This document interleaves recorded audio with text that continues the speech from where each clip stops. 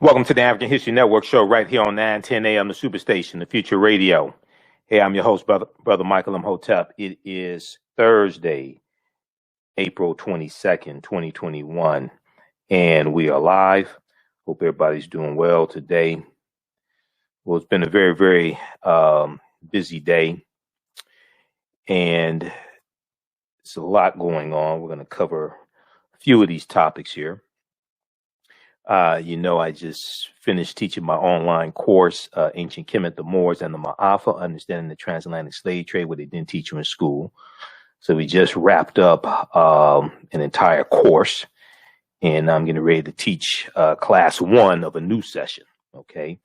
And class 1 is going to start up, it's going to be Saturday, March 1st, 12 noon to 2 p.m. Eastern, May 1st, Saturday, May 1st, 12 noon to 2 p.m. Eastern Standard Time, but you'll hear more about that. All right, so on today's show, we've been covering what's been going on in Georgia as well as other states dealing with these voter restriction laws that are being pushed in state legislatures, pushed by Republicans. And there was a hearing that took place in the Senate, U.S. Senate, on Tuesday, April 20th, okay? And Stacey Abrams testified in the hearing. And Senator John Kennedy of Louisiana, Republican, made the mistake of asking her what are some of the things that she disagrees with in the Senate Bill 202 out of Georgia. He said, you think it's a racist bill? You think there's some things in the bill that are racist? He asked her to name some of the things that she disagrees with, and she went down the list and named a number of them, and so many he had to tell, okay, that's enough. We're going to share that with you. Okay, this is what happens when you mess with African Americans and don't know what you're talking about. But coming out of Georgia also, it's been announced that Georgia faith leaders are calling for a boycott of Home Depot. Georgia faith leaders are calling for a boycott of Home Depot, and this was announced on Tuesday, April 20th as well, same day as the Senate hearing was taking place dealing with the voter restriction bills. So we're going to talk some about this, and this deals with Home Depot's response to Senate Bill 202 out of Georgia. Georgia faith leaders call for nationwide boycott of Home Depot over response to voting law. Okay, over response to voting law. All right, so we'll discuss that. And then with all this talk dealing with voter restriction bills, you're hearing also a lot about gerrymandering. And gerrymandering deals with redrawing congressional districts or redrawing state districts, what have you. And it's designed to lock out certain groups of people, usually targeting African Americans, and to make it harder for us to impact elections. So we're going to talk about how gerrymandering began in the U.S., how gerrymandering began in the U.S., and what is gerrymandering. And then also, we found out today that Shock G of the Digital Underground has passed away at age 57. Okay, and we all remember the Humpty Dance is your dance, do the hump. Okay, we remember Digital Underground and the Humpty Dance was Shock G, who wore the nose and the glasses. He's passed away at age 57. Hip Hop DX has an article about this. Digital Underground legend Shock G, dead at age 57. And we know we just lost Black Rob. We just lost DMX. So, this is a big loss as well. He was Digital Underground co-founder Chop Master J confirmed the news in an Instagram post on Thursday night, April 22nd. So we'll talk some about that as well. All right. Now on the African History Network show, we focus on educating, empowering, and inspiring people of African descent throughout the diaspora and around the world. Because right now it's corrects wrong behavior.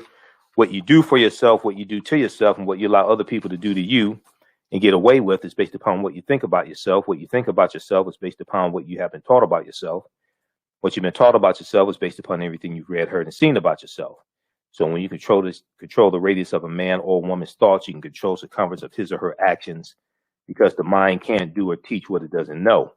Now, we deal with a number of different topics here on the African History Network show. We deal with current events in history and politics, education, economic empowerment, entrepreneurship, relationships, love, sex, health issues, and much, much more. Sign up for our email newsletter. Text the word Kemet, Kemet, the 22828 to sign up for our email newsletter. Text the word Kemet, Kemet, the 22828 to sign up for our email newsletter. Also visit our website, AfricanHistoryNetwork.com, AfricanHistoryNetwork.com. Sign up for our email newsletter there as well. You can also register for the online course that I'm teaching to start up Saturday, May 1st, 2021, 12 noon to 2 p.m. Eastern Standard Time. It's a 9-week, 18-hour online course, Ancient Kemet, the Moors, and the Maafa, understanding the transatlantic slave trade, what they didn't teach you in school. So we'll deal with thousands of years of history and what led up to the transatlantic slave trade taking place. This is an online course. You can watch from around the world. We do the sessions live. They're all recorded. You can go back and watch them over and over again. You can ask questions during class through the live text chat as well. And I do a PowerPoint presentation. We have book articles. We have articles, book references, video clips, everything. Okay, so we deal with what led up to the transatlantic slave trade taking place. We do ancient Egypt, ancient Kemet, Nubia, Ta-Nehisi, the 800-year occupation of Europe by the Africans known as the Moors. And we do what led up to the transatlantic slave trade taking place also. All right, so visit we just posted the link here on the thread of the broadcast. You can also visit our website, AfricanHistoryNetwork.com, AfricanHistoryNetwork.com. And the class is regularly $130. It's on sale $80. As soon as you register, there's a lot of bonus content you can start watching, because you can start watching the class that just ended. So go ahead and register for that now. Okay. I want to jump into this first topic right before the break. I just sent you the clips, Shakita. So ABC News has an article here. Georgia faith leaders call for nationwide boycott of Home Depot over response to voting law. Georgia faith leaders call for nationwide boycott of Home Depot over response to voting law. And this is being led by Bishop Reginald Jackson also. And you've heard me talk about Bishop Reginald Jackson here on the show before. So now this boycott was announced on Tuesday, April 20th, same day as the Senate hearing took place. Now, Governor Brian Kemp blasted the boycott, saying he stands with Home Depot. Of course he would. But remember Brian Kemp, who stole the election from Stacey Abrams because he was Secretary of State, stole the gubernatorial election from Stacey Abrams because he was Secretary of State, leading up to that election. Now, hearkening back to the boycotts during the civil rights movement and apartheid, Georgia faith leaders representing over 1,000 Georgia churches have called for a nationwide boycott of Home Depot, Home Depot, accusing the largest company based in Georgia of standing on the sidelines in the voting rights battle playing out not just in Georgia, but across the country. So we know that there are 361 bills being pushed, the Republicans are trying to push through in 47 states, okay? 361 bills, 39 here in the state of Michigan. Now, a boycott is not something we wanted to do, but now it is something that we must do. A boycott is not something that we wanted to do, but now it is something that we must do, said Bishop Reginald T. Jackson in a statement read during a press conference on Tuesday. He said that, now he was not able to make it to the press conference, but in the statement that he sent, he said they have simply refused to respond not only to our request to meet, but to their other corporate partners They have simply refused to respond, not only to our request to meet, but to their other corporate partners. They believe their silence is appropriate, but not on the issue of voting rights. Blacks and people of color, like others, are also their customers, and they benefit from our dollars. We believe they should oppose any effort to suppress our votes. Now, see, this is an example, once again, of leveraging our economics to enforce our politics, leveraging our economics to enforce our politics. So a lot of people after the presidential election, an election for Senate and House of Representatives, they were saying, okay, so now that we voted, now how do we hold people accountable?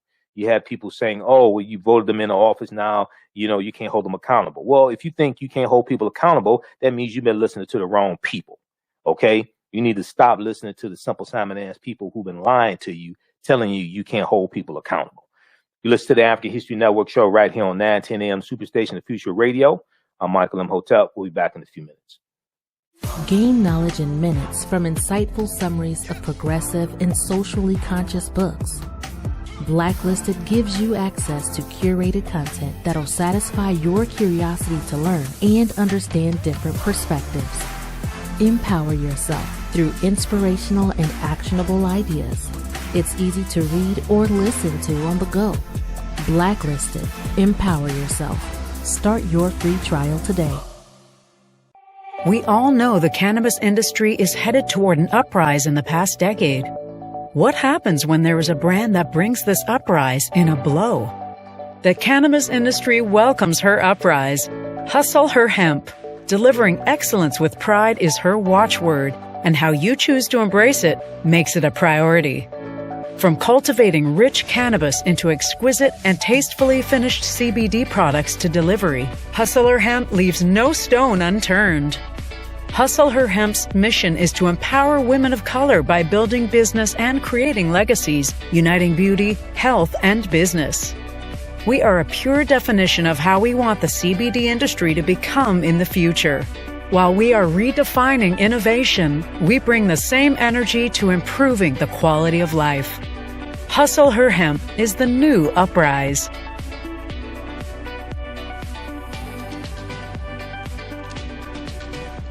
Hi, I'm Joel Wilson, President and CEO of JCW Computer Consulting LLC, a technology implementation firm with over 20 years of satisfying customers. We offer a full spectrum of industry top-tier branded services. We are an authorized partner or reseller for Lenovo, Zoom, T-Mobile, Microsoft 365 and Surface tablets, Google Workspace, Acer, Asus, Samsung, PCmatic security software, and many more. Our online store features laptops, Chromebooks, computers, printers, accessories, and software. Businesses, take advantage of our free 1-hour Zoom tech consultation and know we offer top nationwide high-speed internet service providers, voice over IP, and cellular phone services. Home users, don't miss our current in-stock Chromebook inventory. Please visit us at jcwcc.com or call 215-879-6701.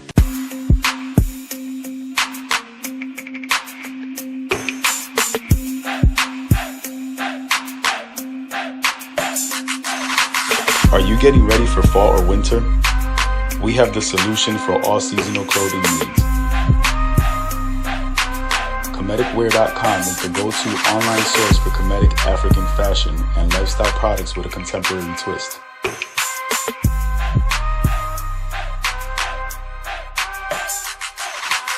We're committed to offering unique styles reflecting our African heritage.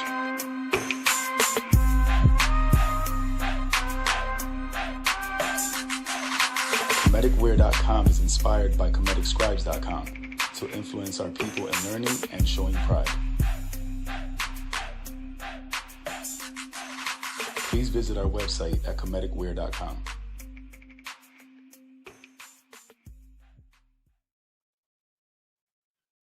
All right, stand by. Let's keep going.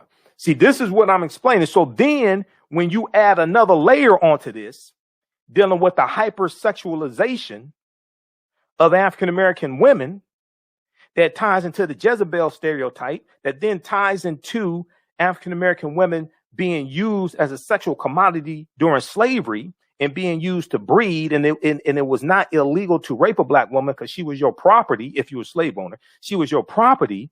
And then that same mindset then stays in place after slavery ends, and you have all these negative stereotypical images of African Americans, but then you have white corporations that finance these negative stereotypical images and use people like Cardi B and Megan Thee Stallion to market stripper music and prostitution music and market prostitution. All of this is connected. The way people treat you is largely based upon what people think about you. What people think about you is largely based upon what they've been taught about you. What they've been taught about you is largely based upon what they read, seen, and heard about you. This is why other people who have their history and culture intact are more guarded about the images that are projected about them. They don't just tolerate anything. We're the only ones that just tolerate anything like that. And then when you have some of our artists speak out and say things about other groups, they get put in check. Oh, you think I'm kidding? Go back to 1995. Didn't Michael Jackson have a song, They Don't Really Care About Us? And the Anti-Defamation League came out against Michael Jackson and said he said some negative things in the song about Jews. I still have articles from ADL's website about that. What did Sony do? Sony didn't say, well, change the radio station if you don't like his song. Sony didn't say, oh, you need to teach your children better if you don't like his song. Sony didn't say, oh, he's not talking about you, he's talking about some other Jews. Sony didn't say that. You know what Sony did? Sony took every last one of those CDs off the shelf, removed those lines from the song. It was only like 2 or 3 lines in the song. They removed those lines in the song and then put the CD back on the shelf. But when we speak up against negative corporate control hip hop, we're told, oh, if you don't like it, change the station. Or if you don't like it, don't buy it. Oh, you need to teach your children better. That's not what they tell other people. Welcome back to the African History Network show right here on 910 AM, the Superstation, the Future Radio. I'm your host, Brother Michael Imhotep. It is Thursday, April 22nd, 2021. And we are live. Hope everybody's doing well. Okay, so right before the break, we were talking about the economic boycott that has been announced in Georgia against Home Depot. Okay, this was announced on Tuesday, April 20th, 2021. And this is because of Home Depot's response to SB 202, Senate Bill 202 in the Georgia State Legislature. Now, you know, we've been talking about that here on this show constantly, giving you updates on what's taking place.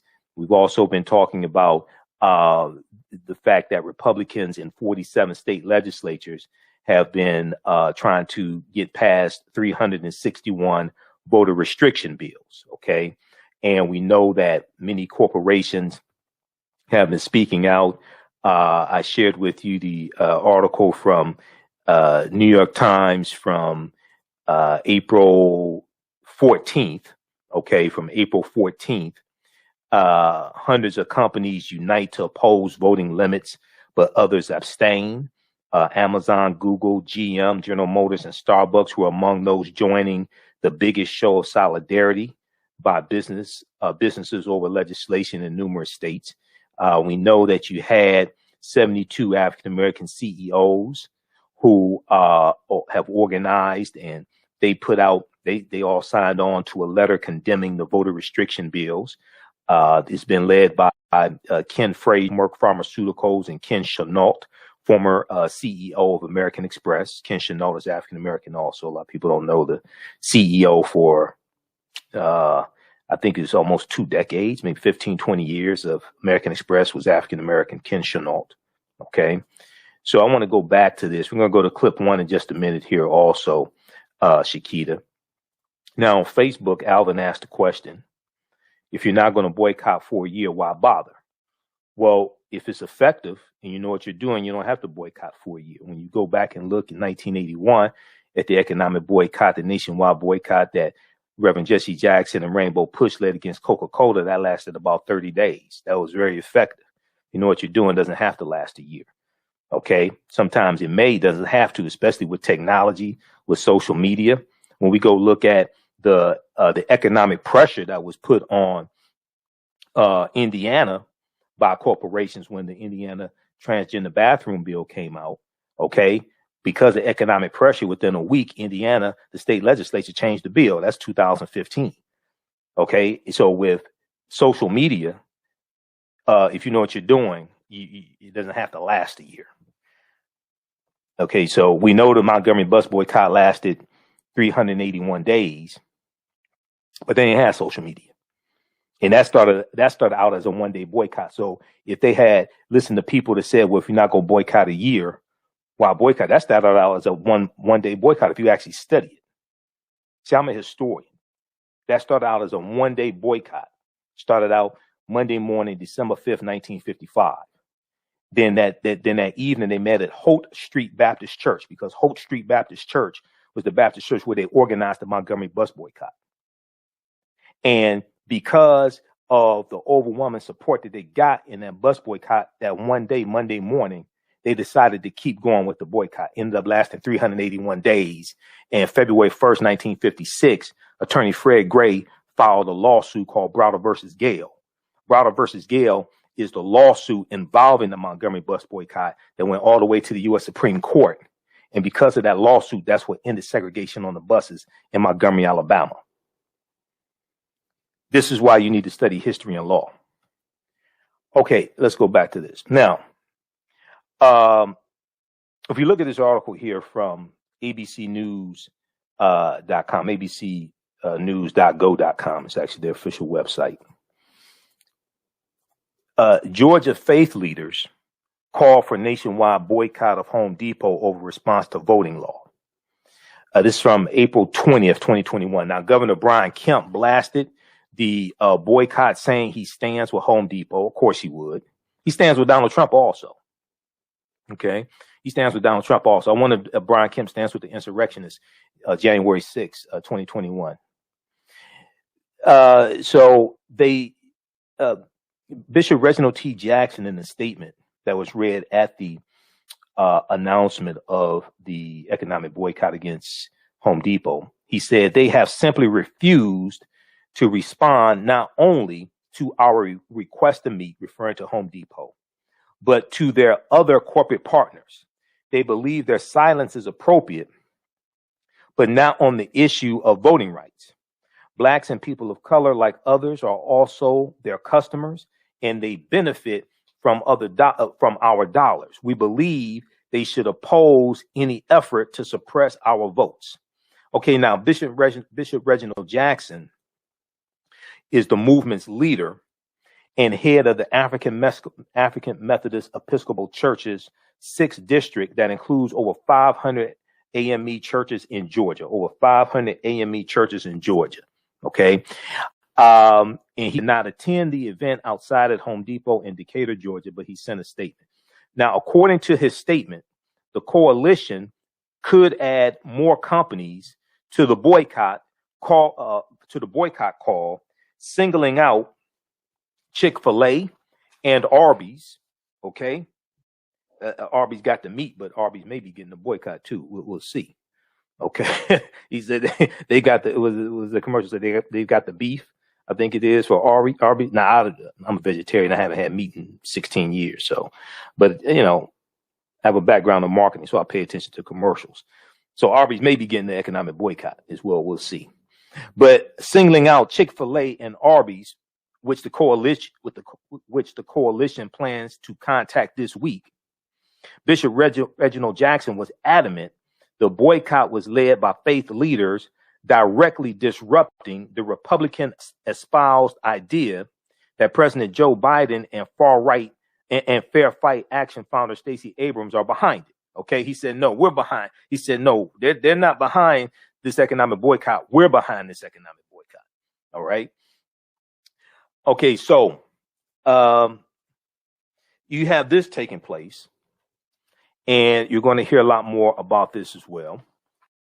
Now, the boycott call came on the same day as the Senate Judiciary testimony, as the Senate Judiciary Committee took testimony from Stacey Abrams and others at a hearing focused in part on the nearly 100-page bill Republican Governor Brian Kemp signed into law in late March. That's Senate Bill 202, and we know he signed that bill into law. Right behind him. Well, first of all, it was 7 men in the room signing the bill, all white.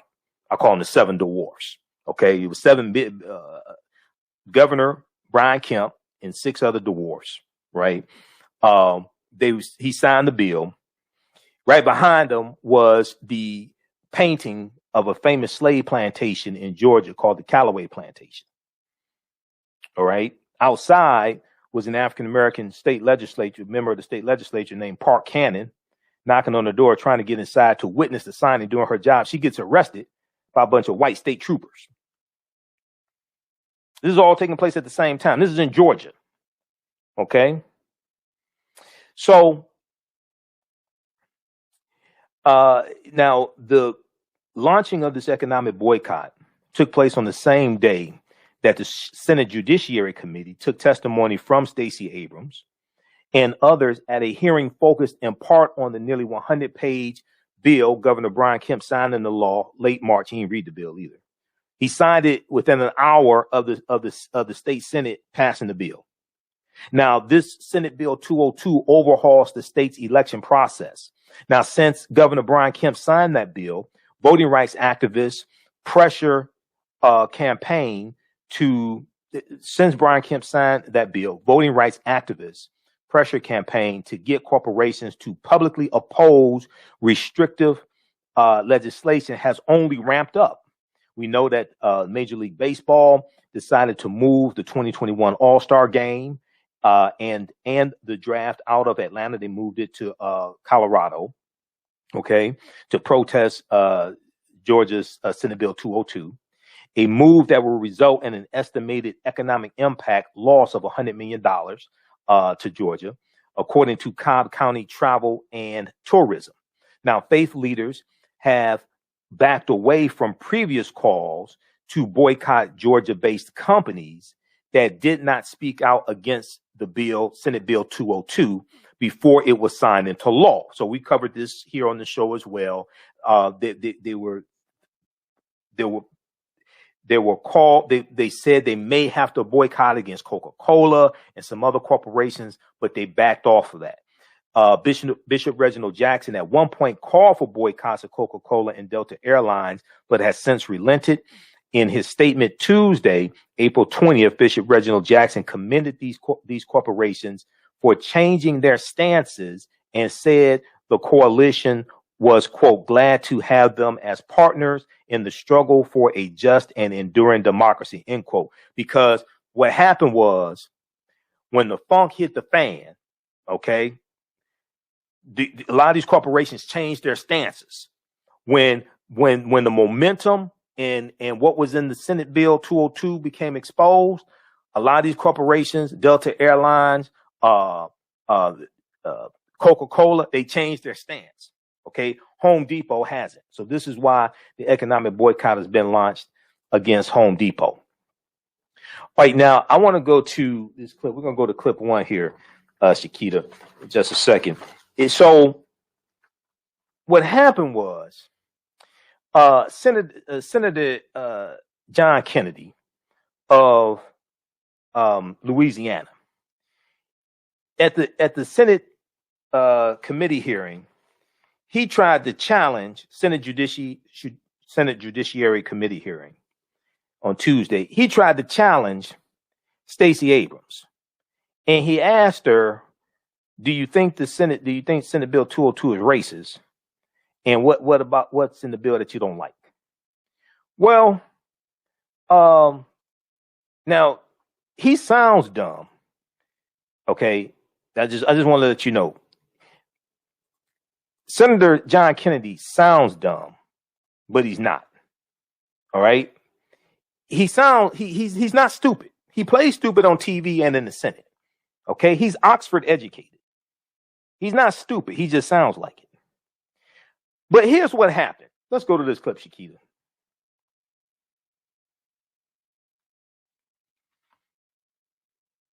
Clip 1.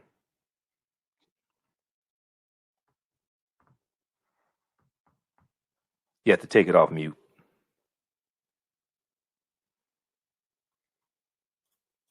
All right, we're going to... Gubernatorial okay. Go ahead, start it. Go ahead.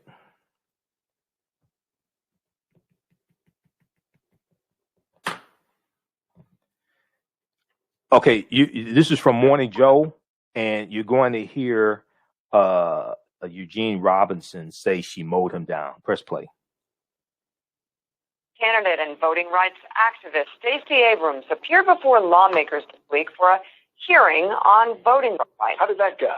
It went pretty well. Mm-hmm. I mean, she kind of knows her stuff, you know. Yeah. At one point, Republican Senator John Kennedy pressed her on... How did that go? Well, she really, you know, she knows her stuff. I think it went pretty well. Yeah.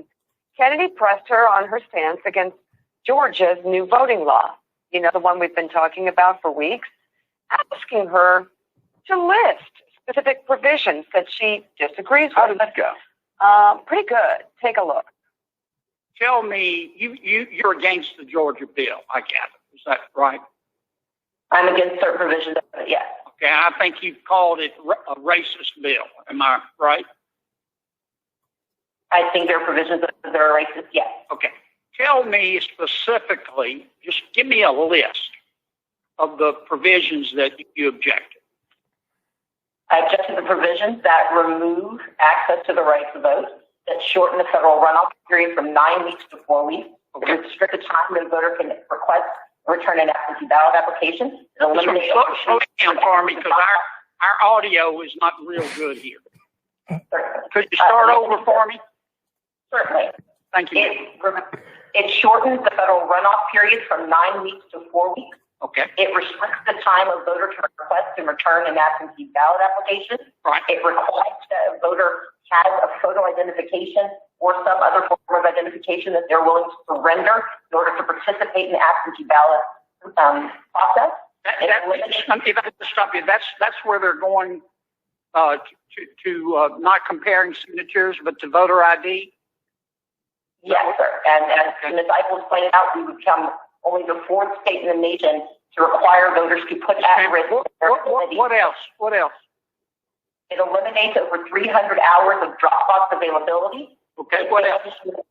It bans nearly all out-of-precinct votes. Bans what, I'm sorry? It bans nearly all out-of-precinct votes. Okay. Meaning that you get to a precinct and you are in line for 4 hours and you get to the end of the line and you are not there between 5 and 7 p.m. Okay, what else? Start all over again. Is that everything? No, it is not. No, sir. It restricts the hours of operation because it's now under the guise of setting a standardized timeline. It makes it optional for counties that may be may not want to see expanded access to the right to vote. They can now limit their hours. Instead of those hours being from 7 to 7, they're now from 9 to 5, which may have an effect on voters who cannot vote during business hours during early voting. It limits the... Okay, I get the idea. Yeah. What?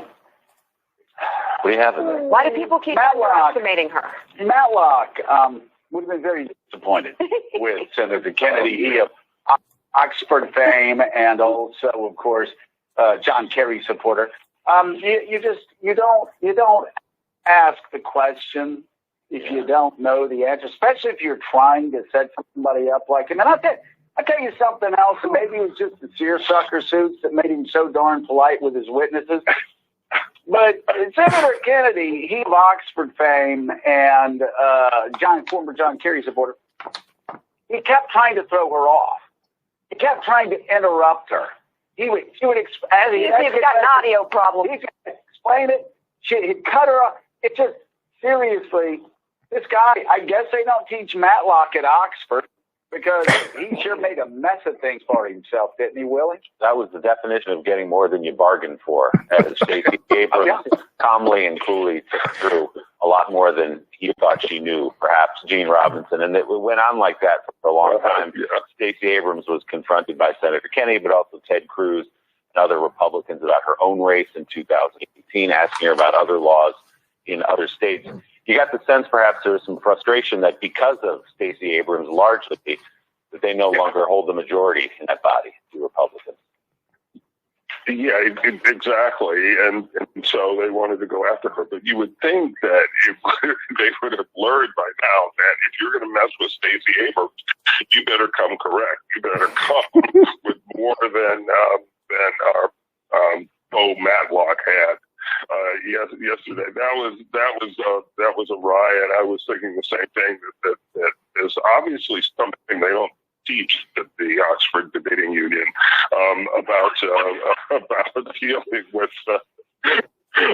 dealing with powerful, intelligent people who are just going to. I mean, she mowed him down basically, and it was highly entertaining to watch.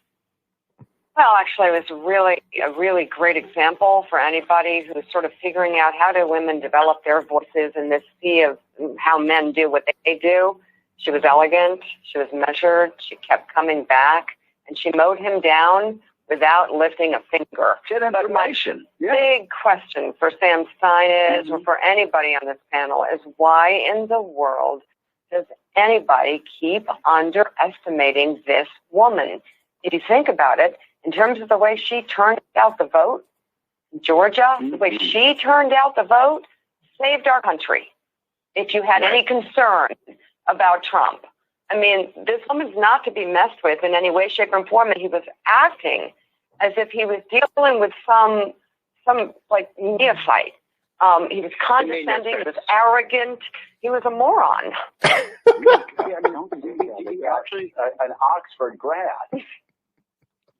My question is, did he actually think this woman whose job is essentially to understand voting laws in her state and to structure them in certain ways, did he actually think she would not understand the particulars of the law? It was a little confusing what he was getting at. I mean, obviously he thought he had some sort of intellectual superiority, but this is literally her work. Did he not expect that she would know the actual elements of law? To the broader point about underestimating Stacey Abrams, obviously 2020 was proof positive that you shouldn't do it. I think there's something else to discuss here, and this is not in any way to say that these voting laws are not malignant or anything like that. But oftentimes when states do pass these restrictions on voting, they have a paradoxical effect. They inspire or encourage or motivate people to go to the polls because precisely they feel targeted by the state apparatus. They look at it and say, oh, they don't want me to vote. I'm going to just wait even more hours in line to do so. And that could very well be what happens in Georgia. It's not to say that this law is a good thing, but it could be a motivating factor. It could prove Stacey Abrams right yet again, that she can organize, mobilize, and get people to the polls precisely because she wants to counteract restrictive voting measures. Okay, so what happened was, so look here. Let me pull this picture up again. The Senator John Kennedy, right? What had happened was he got his ass kicked. That's what happened. All right. See, I'm telling you right now, these white men gonna learn. Stop messing with sisters. All right. First of all, Jim Jordan got his behind kicked by Representative Maxine Waters. Okay, she told him shut your mouth at a House hearing. Then Jim Jordan got his behind kicked by Representative Val Demings out of Florida. Okay, and he tried to challenge her on law enforcement, and she was in law enforcement for 27 years and the former chief of police. She tore his ass up too. That went viral as well. Then you got Senator John Kennedy tried to mess with Stacey Abrams. They're gonna learn leave black women alone. I'm trying to tell you right now. Okay, John Kennedy is not dumb. He just plays someone dumb on TV and in the U.S. Senate. He graduated from Oxford. He's not dumb. Okay, he just plays somebody dumb in the U.S. Senate and on television. But he got his behind whipped also. All right, now let's go back to and also she was on Joy Reid's show. Stacey Abrams was on Joy Reid's show. I think that was on the 21st. We'll play that interview. We'll play some of that on tomorrow's show. Okay. Now I want to go back to information dealing with the economic boycott out of Georgia against Home Depot. Okay, let's go back to that. So this was announced on the same day as the hearing took place in the Senate. Okay, and let's pull that up. All right, I want to go back to this article here from abcnews.com. All right, now let's see. Let me back up. Okay, so once again, this is dealing with Senate Bill 202 in Georgia. Now, Reverend Lee May, the lead pastor of Transforming Faith Church, said the coalition is fluid in this boycott. The coalition is fluid in this boycott, but has four specific requests of Home Depot. Okay, 4 specific requests of Home Depot. Number 1, to speak out publicly and specifically against SB 202. And let me put this back up here. All right. Then also, in just a minute, we're going to deal with some of the history of gerrymandering and deal with exactly what is gerrymandering. All right.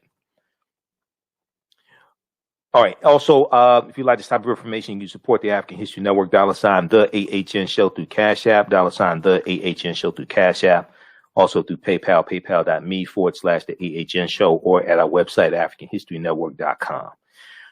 All right. So 4 specific requests. 1, to speak out against any other restrictive voting provisions under consideration in other states, because we know there are a total of 361 bills as of March 24th. As of March 24th, 2021, the Brennan Center for Justice is tracking 361 bills in 47 state legislatures, including 39 here in the state of Michigan. 2, to support federal legislation that expands voter access and, quote, also restricts the ability to suppress the vote, end quote. And 3, to support any efforts, including investing in litigation, to stop SB 202 and other bills like it. All right. And okay, so 1 would be to speak out publicly and specifically against SB 202. That's 1. 2, speak out against any other restrictive voting provisions under consideration in other states. 3, to support federal legislation that expands voter access and also restricts the ability to suppress the vote. And 4, to support any efforts, including investing in litigation, to stop SB 202 and other bills like it. Now, Reverend May said, Home Depot, we're calling on you. I'm speaking to you right now.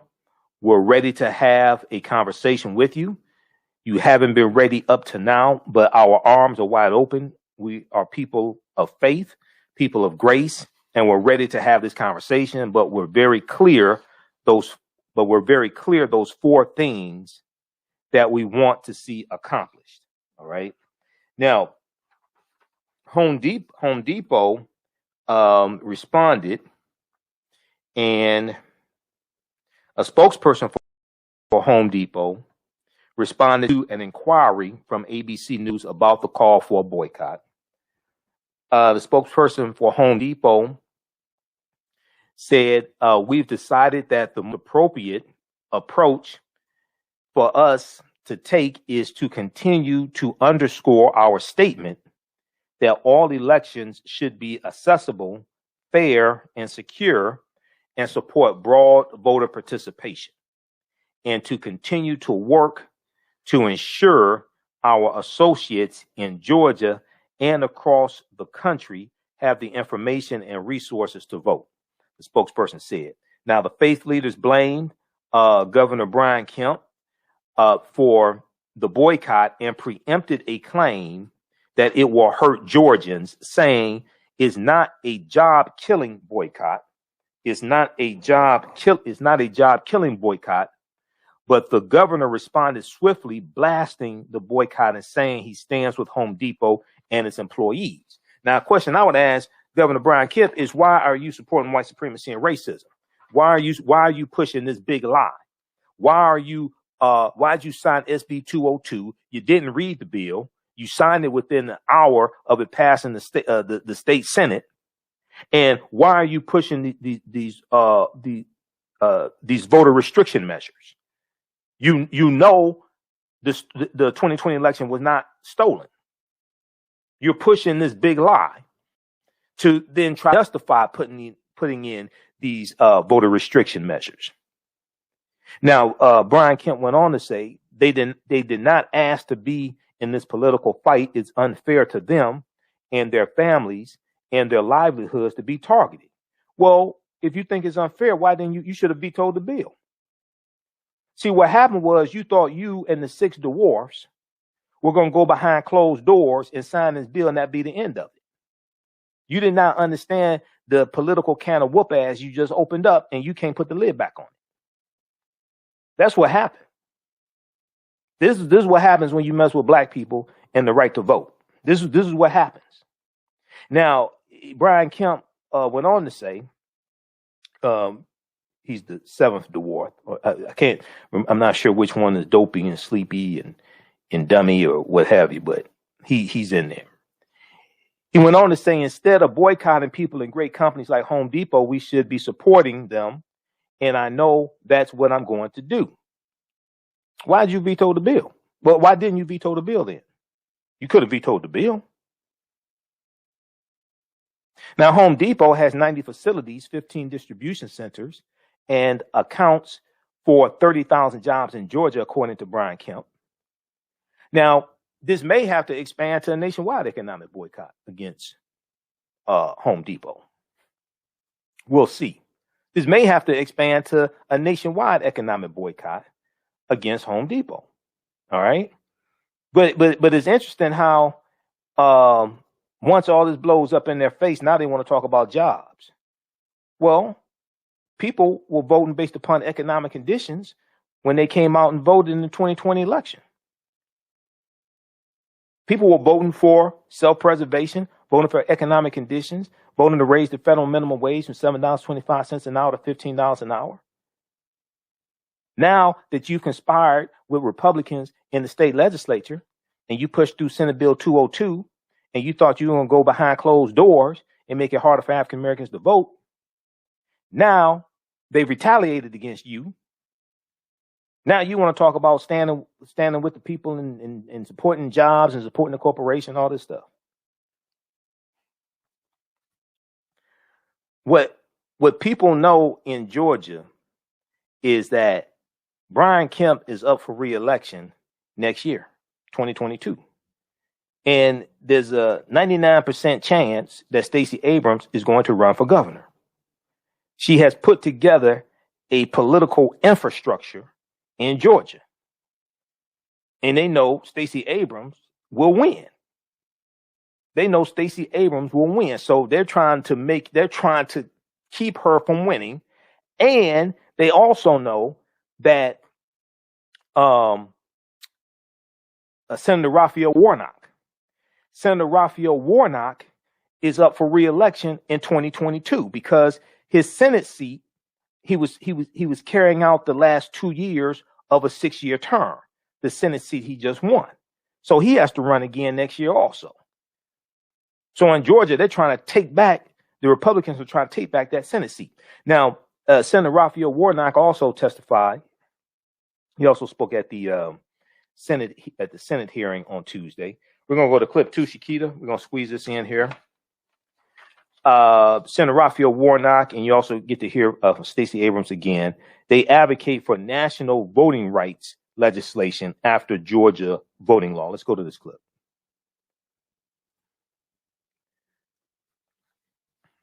The last election. And in response to this swell in Democratic participation, politicians in our state legislature responded not in celebration, but with retaliation. They could have gotten busy having not seen the outcome that some of them wanted. They could have gotten busy changing their message or adjusting their policy. Instead, they got busy changing the rules as if the democracy belongs to them and not the people. We've seen voter suppression bills since the election in November and January all across this country. 360 voter suppression bills in 47 states, an increase of 100 bills since I highlighted this issue on the Senate floor just a month ago. As of today, 5 of these bills, including in my own state of Georgia, have been signed into law. The truth is, politicians in their craven lust for power are willing to sacrifice our democracy by using the big lie as a pretext for their true aim. Some people don't want some people to vote. Be sure we've seen these kinds of voter suppression tactics before, aimed at the same communities. They are a part of a long and shameful history in Georgia and throughout our nation. But that history is also filled with moments of hope and promise. As a necessary reminder, post-Reconstruction laws known as Jim Crow that targeted Black voters never explicitly excluded eligible citizens by race. Then, as now, the laws surgically aimed at behaviors to limit access. With hundreds of bills pending, a significant number of the worst attacks on the right to vote are made possible by the Supreme Court's gutting of the Voting Rights Act of 1965 and the 2013 Shelby County v. Holder decision. That decision that authorized states and localities with a history of voting discrimination to again impose limits, restrictions, and barriers to participation.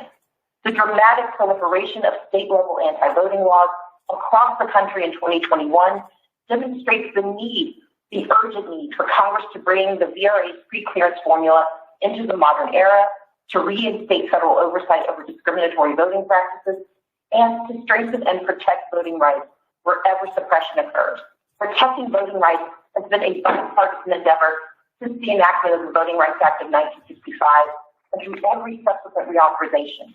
While each of us may likely have declared party loyalty, our first obligation to the fundamental standards of democracy, which must be aggressively nonpartisan. Actions taken to restrict access, thwart participation, or discourage engagement are antithetical to our national creed and should be condemned by every patriot. Instead, we must advocate for voting rights, not to ensure the success of a single party or ideology, but to guarantee a vigorous and fair debate amongst Americans of goodwill. Okay. We're out of time here on 910 AM Superstation WFDF. Those watching on Facebook and YouTube, keep watching. We're going to keep broadcasting. Remember, right now, it's correct wrong behavior is not over till we win. Wakanda forever. We'll talk to you tomorrow night. Peace. All right, stand by.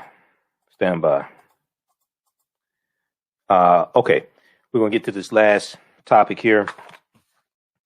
All right, don't forget to register for the online course that starts up Saturday. Saturday, May 1st. I pushed it back to May 1st. It's going to be Saturday, May 1st. So I'm trying to get everything ready. 12 noon to 2 p.m. Eastern Standard Time. Ancient Kemet, the Moors, and the Maafa, understanding the transatlantic slave trade, what they didn't teach you in school. Okay.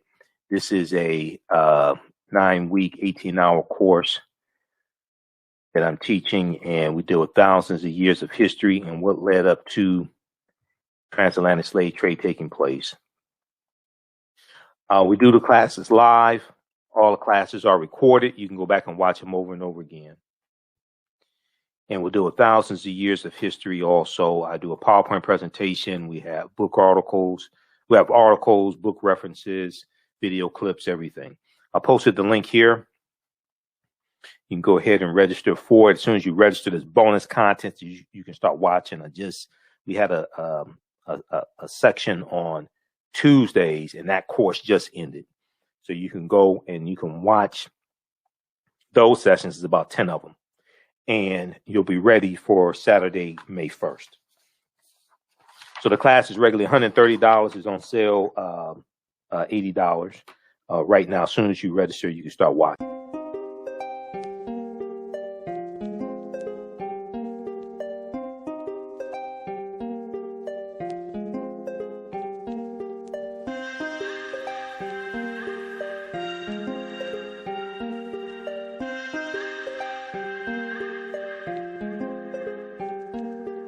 Black Bees products are a collection of natural, organic, personal care products with an appreciation of nature and bees.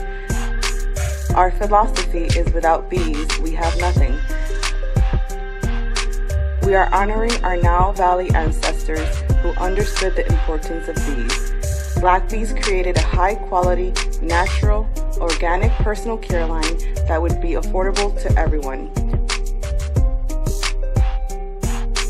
We hope you try and enjoy our Black Bees products line and come back and visit us at blackbeesproducts.com. We all know the cannabis industry is headed toward an uprise in the past decade. What happens when there is a brand that brings this uprise in a blow? The cannabis industry welcomes her uprise. Hustle her hemp. Delivering excellence with pride is her watchword, and how you choose to embrace it makes it a priority. From cultivating rich cannabis into exquisite and tastefully finished CBD products to delivery, Hustle Her Hemp leaves no stone unturned. Hustle Her Hemp's mission is to empower women of color by building business and creating legacies, uniting beauty, health, and business. We are a pure definition of how we want the CBD industry to become in the future. While we are redefining innovation, we bring the same energy to improving the quality of life. Hustle Her Hemp is the new uprise.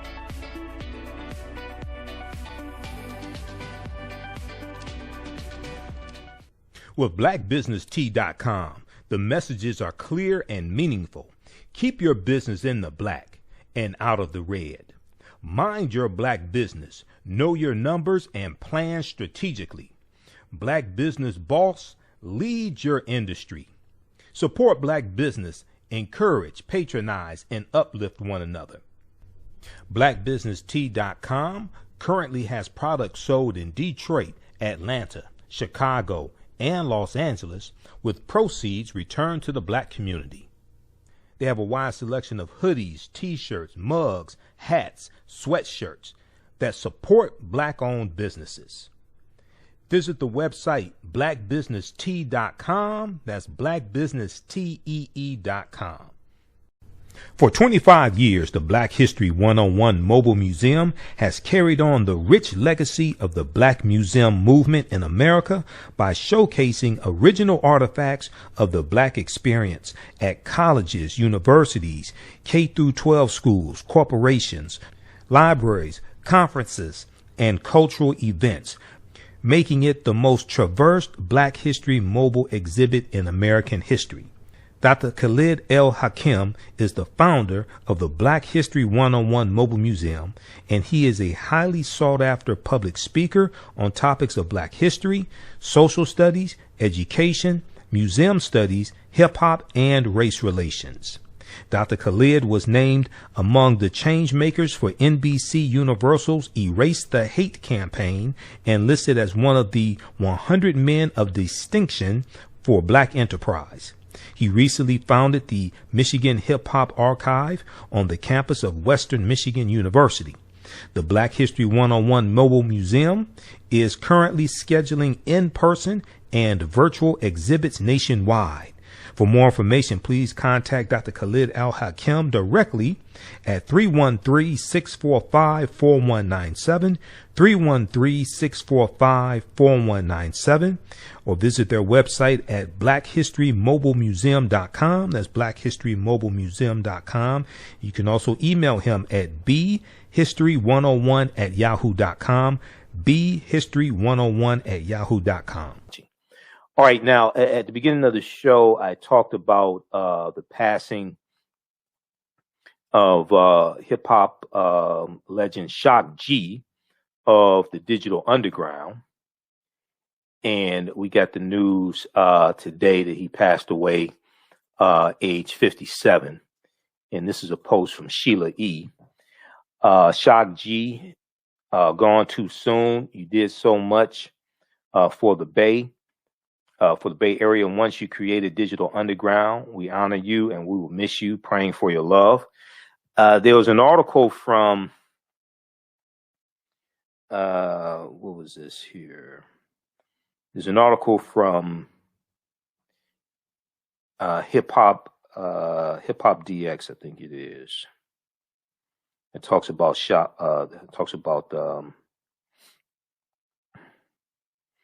G. Digital Underground legend Shock G, dead at 57. Let me pull this up here.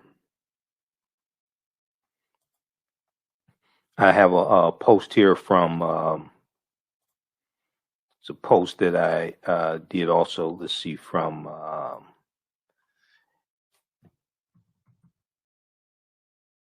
The Source. Okay, so we got that as well. Source Magazine. Let me pull up this article here from hiphopdx.com. Okay, just a second here. Get this up as well.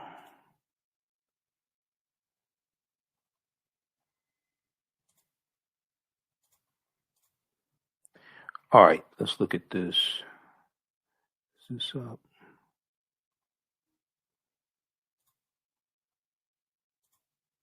So we know we just lost Black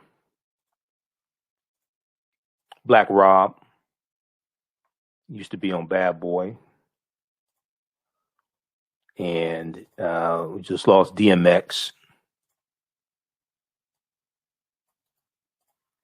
So a lot of these artists, from the 80s and 90s are passing away on us. Okay, so Digital Underground legend Shock G dead at age 7. We got the news April 22nd, 21. In what seems almost like a cruel joke, another hip hop legend has passed away nearly 2 weeks after DMX suffered a fatal heart attack, and 5 days after former Bad Boy Records rapper Black Rob suffered the same fate. Digital Underground rapper Shock G has also died. Now, Digital Underground co-founder Chopmaster confirmed the news in an Instagram post on Thursday, April 22nd. He said 34 years ago, almost to the day, he had a wild idea. We can be a hip hop band, take on the world, he wrote. Through it all, the dream became a reality. And the reality became a nightmare for some. And now he's awakened from the famed Long Live Shock G, aka Humpty Hump, and rest in peace, my brother Greg Jacobs. So here's a post here from Chopmaster J of Digital Underground.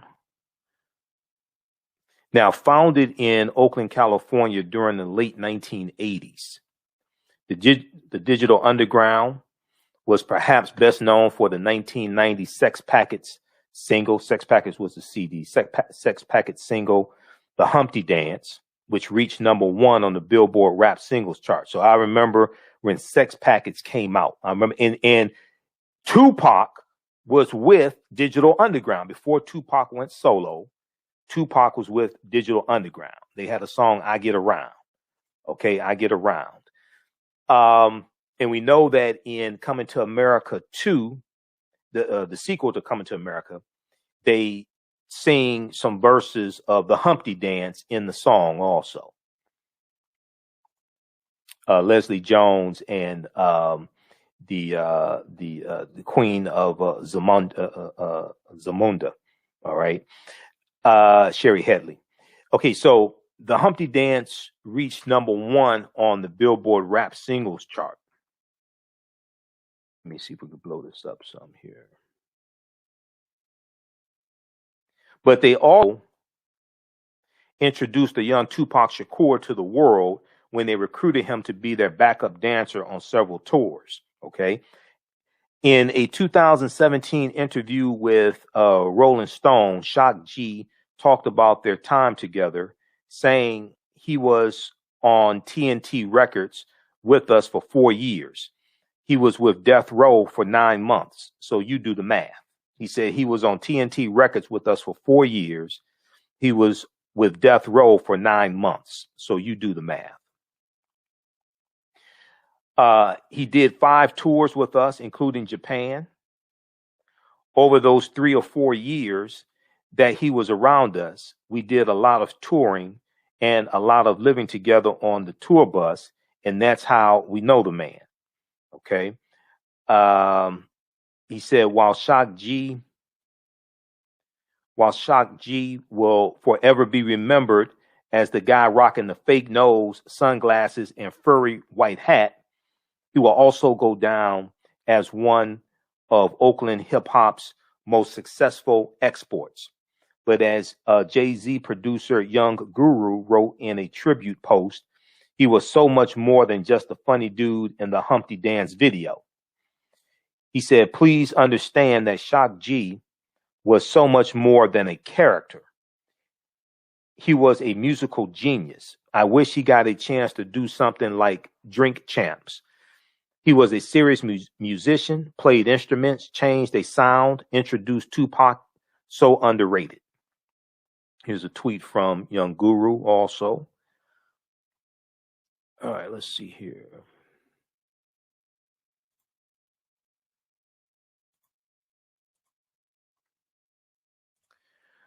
All right, now, naturally, Twitter is exploding with reactions to the latest hip-hop death from Pharaoh Monch and Evidence to Static Selecta and LP. There's no shortage of tributes flowing in for the late MC.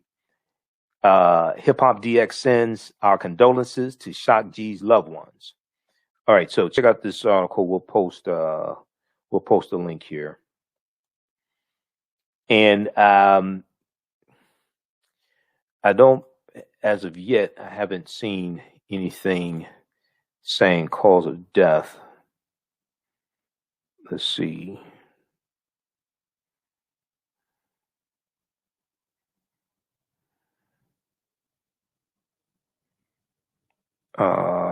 Okay, no, I haven't seen anything saying cause of death. They have pictures of a couple pictures of him here with Tupac also. So a lot of people remember the Humpty Dance, remember Shock G with the fake nose and glasses on and the fur hat. Okay. I remember all this came out. Here he is with Tupac.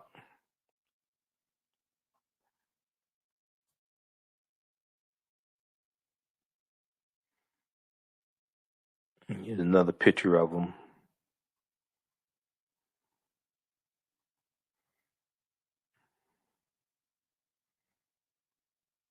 All right, here's another one here. Yep. All right. Okay, I want to get to this. This last story. This deals with the history of gerrymandering.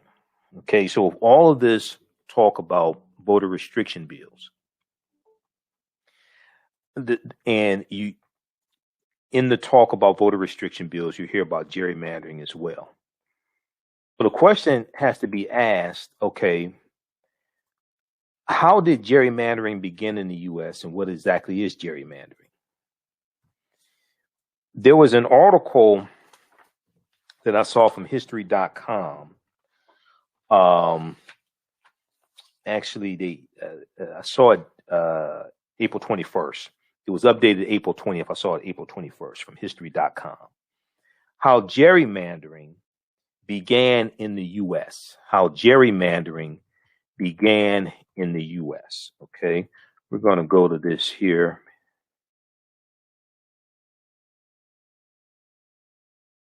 Pull this up just a second here. Okay, so long before it got its name, gerrymandering was already happening in the U.S. And we're going to go to this article here. Let me flip over.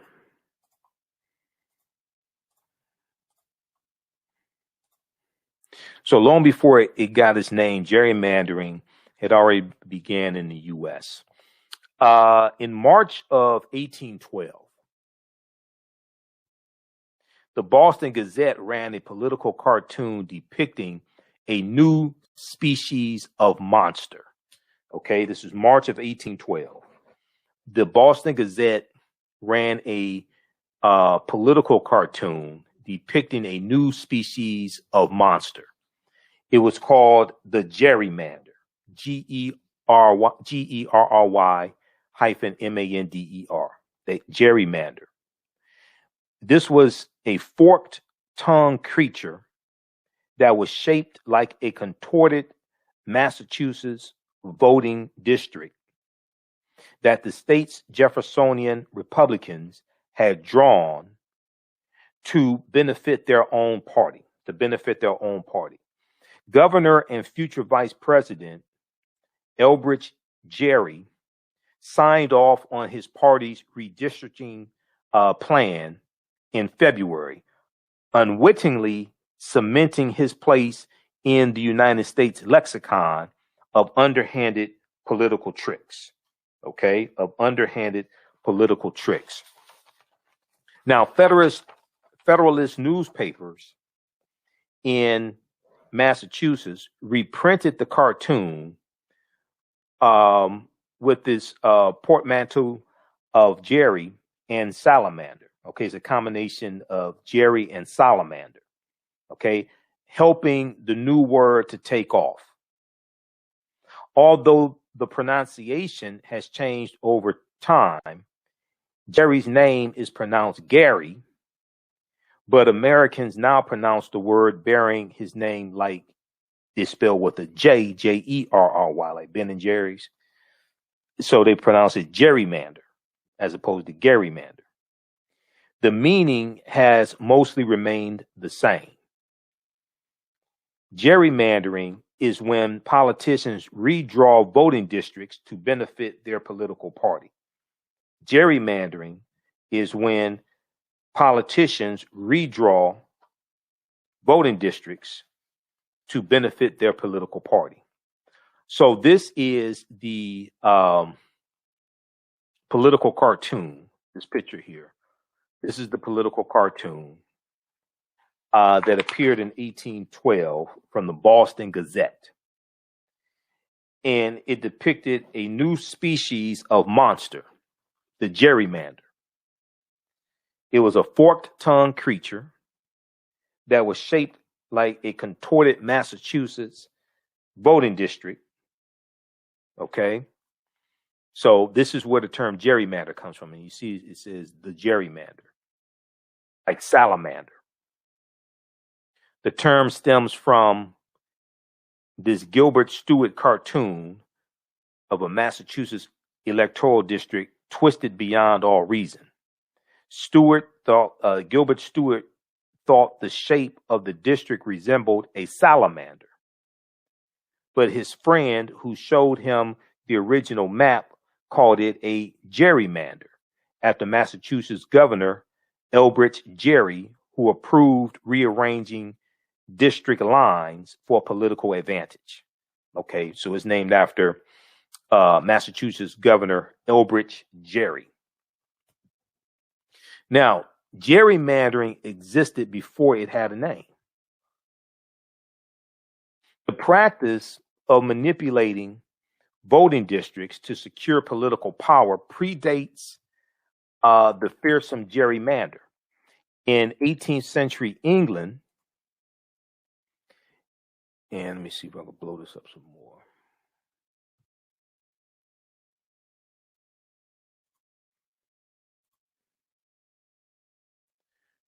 Okay, hold on.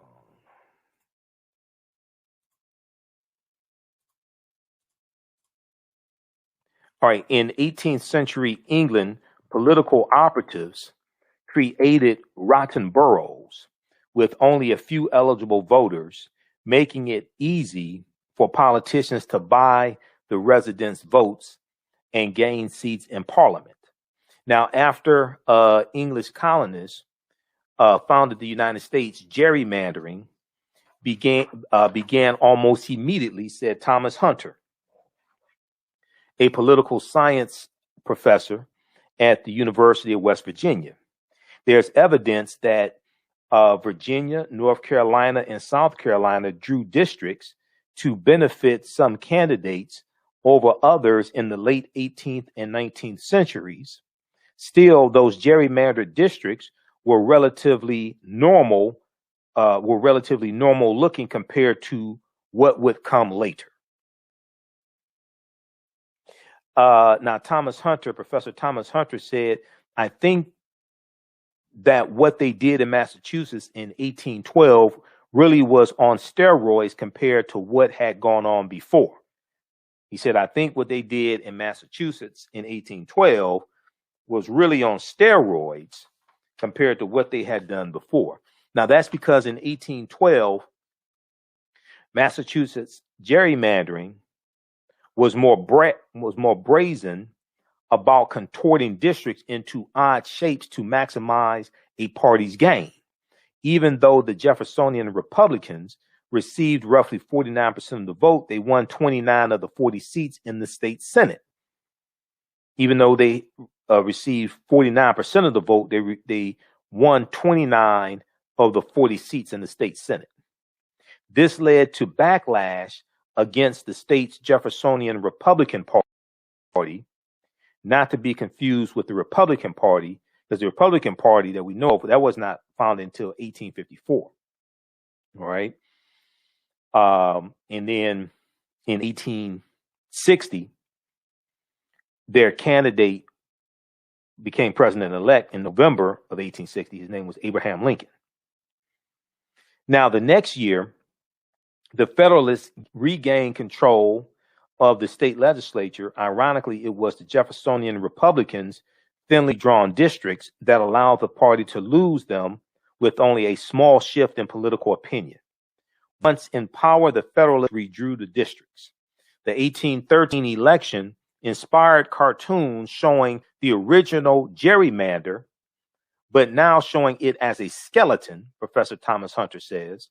These cartoons suggested that the election had, quote, had killed off the monster, end quote. Now, gerrymandering is going to increase when African-American men win the vote or win or gain the right to vote. Okay, surprise, surprise. Okay, wow, how things stay the same. The names have changed. You know, what Bon Jovi said, it's all the same, only the names have changed. In Wanted Dead, in their song Wanted Dead or Alive, Bon Jovi was like 87, 88. Okay, all this stuff has stayed the same. So when African American men, when we start voting, okay, now they want to change the rules of the game. All right, like what they're doing in Georgia. Now the no excuse absentee voting law in Georgia went into effect. That Republicans passed that law in 2005 in the state legislature in Georgia. Now, as long as they could get Republicans elected into office, it was fine.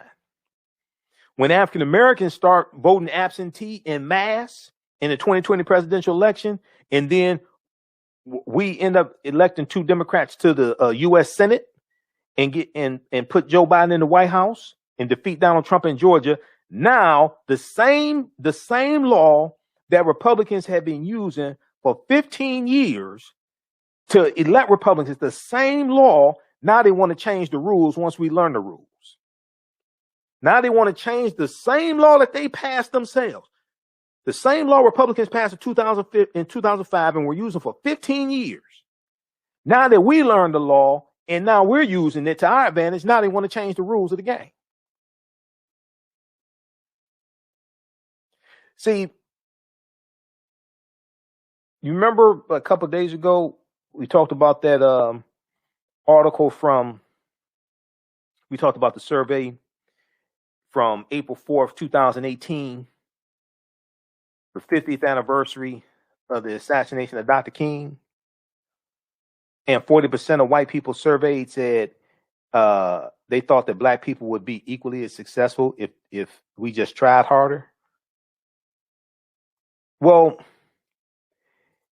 see, what they don't talk about is how they keep changing the rules when we learn the rules.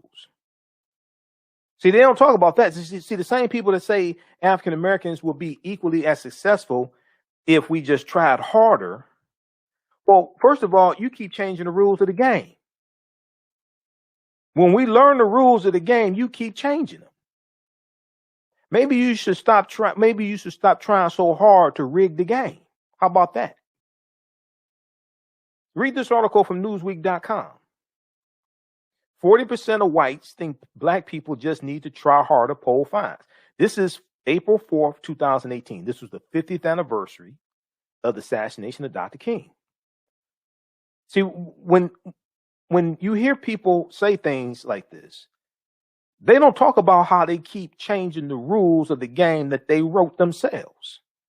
And they wrote the rules to their advantage. YouGov asked a number of questions on what it called racial resentment, one of which centered on whether the respondent agreed with the statement. It's really a matter of some people not trying hard enough. If blacks would only try harder, they could be just as well off as whites. Why don't you stop changing the rules once we learn the rules? How about that? Overall, 35% of respondents agreed, 16% strongly, 19% somewhat with that statement. 28% neither agreed nor disagreed. We'll post this here. See, what I want to know is, why do you keep changing the rules when we learn the rules? Why do you keep changing the laws when we learn the law and use it to our advantage? The same law that you were using, we learned the law, then we use it. Now you want to change it. So instead of saying, oh, we should try hard to be more successful, why don't you stop changing the rules of the game when we learn the rules of the game? Why don't you stop rigging the game? How about that?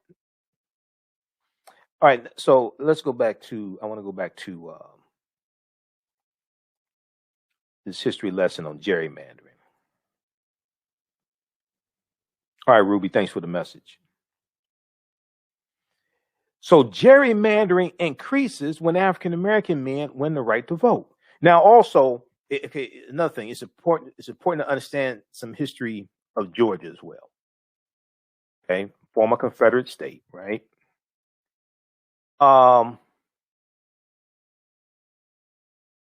When you look at the Georgia runoff elections, we've talked about this before, and see, power is the ability to when we deal with politics is the legal distribution of scarce wealth, power, and resources, and the writing of laws, statutes, ordinances, amendments, and treaties, their adoption, interpretation, and enforcement. This is what politics is. Now, if we look at Georgia, the statewide runoff elections in Georgia, that law is rooted in racism. What do I mean by that? That law was championed by a state representative who was a segregationist named Denmark Groover. And he pushes this bill through in 1963 to have statewide runoff elections for statewide positions like governor, secretary of state, U.S. senator. All right. Read this article from 11alive.com. We've talked about this before. All this ties into history.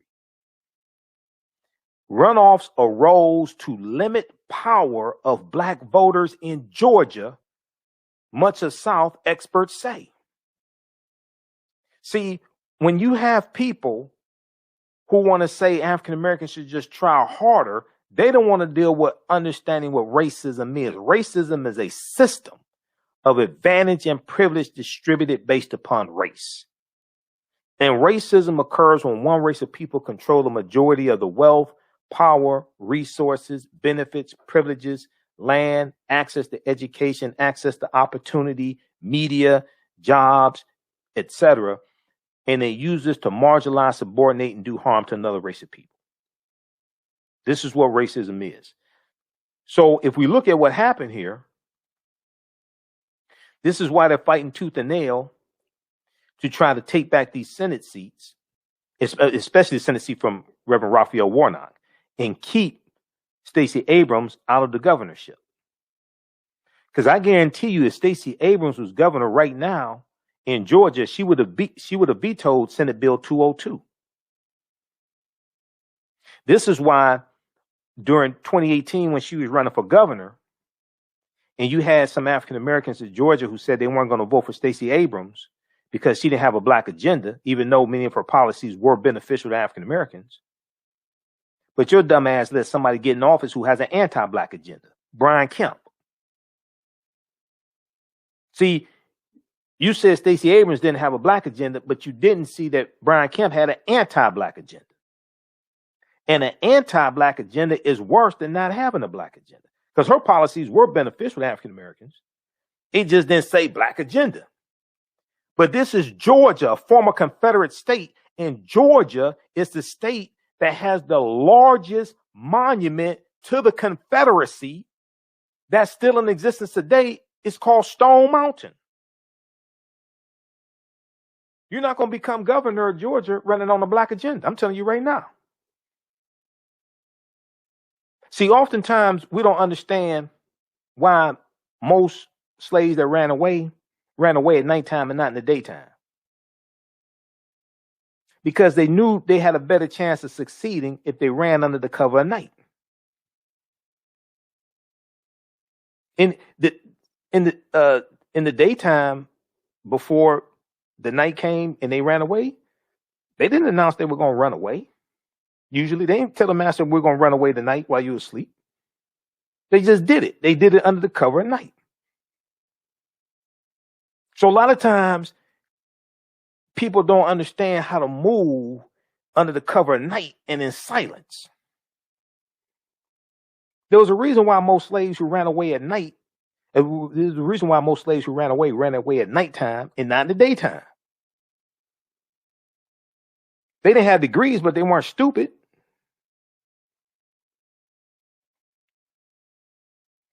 And understanding the history of Georgia, you're not going to become governor running on a quote unquote black agenda. But your policies can be beneficial for African Americans, but you don't have to call it a black agenda. Why? Because a lot of stuff you got to get passed through the state legislature. But first you got to be, first of all, you have to be elected to office. And still the majority of the people in Georgia are white. There's a reason why most slaves who ran away at nighttime at nighttime and not in the daytime. So runoffs arose to limit power of black voters in Georgia, much of South, experts say. We're going to play this clip here in just a second. I want to scroll down here.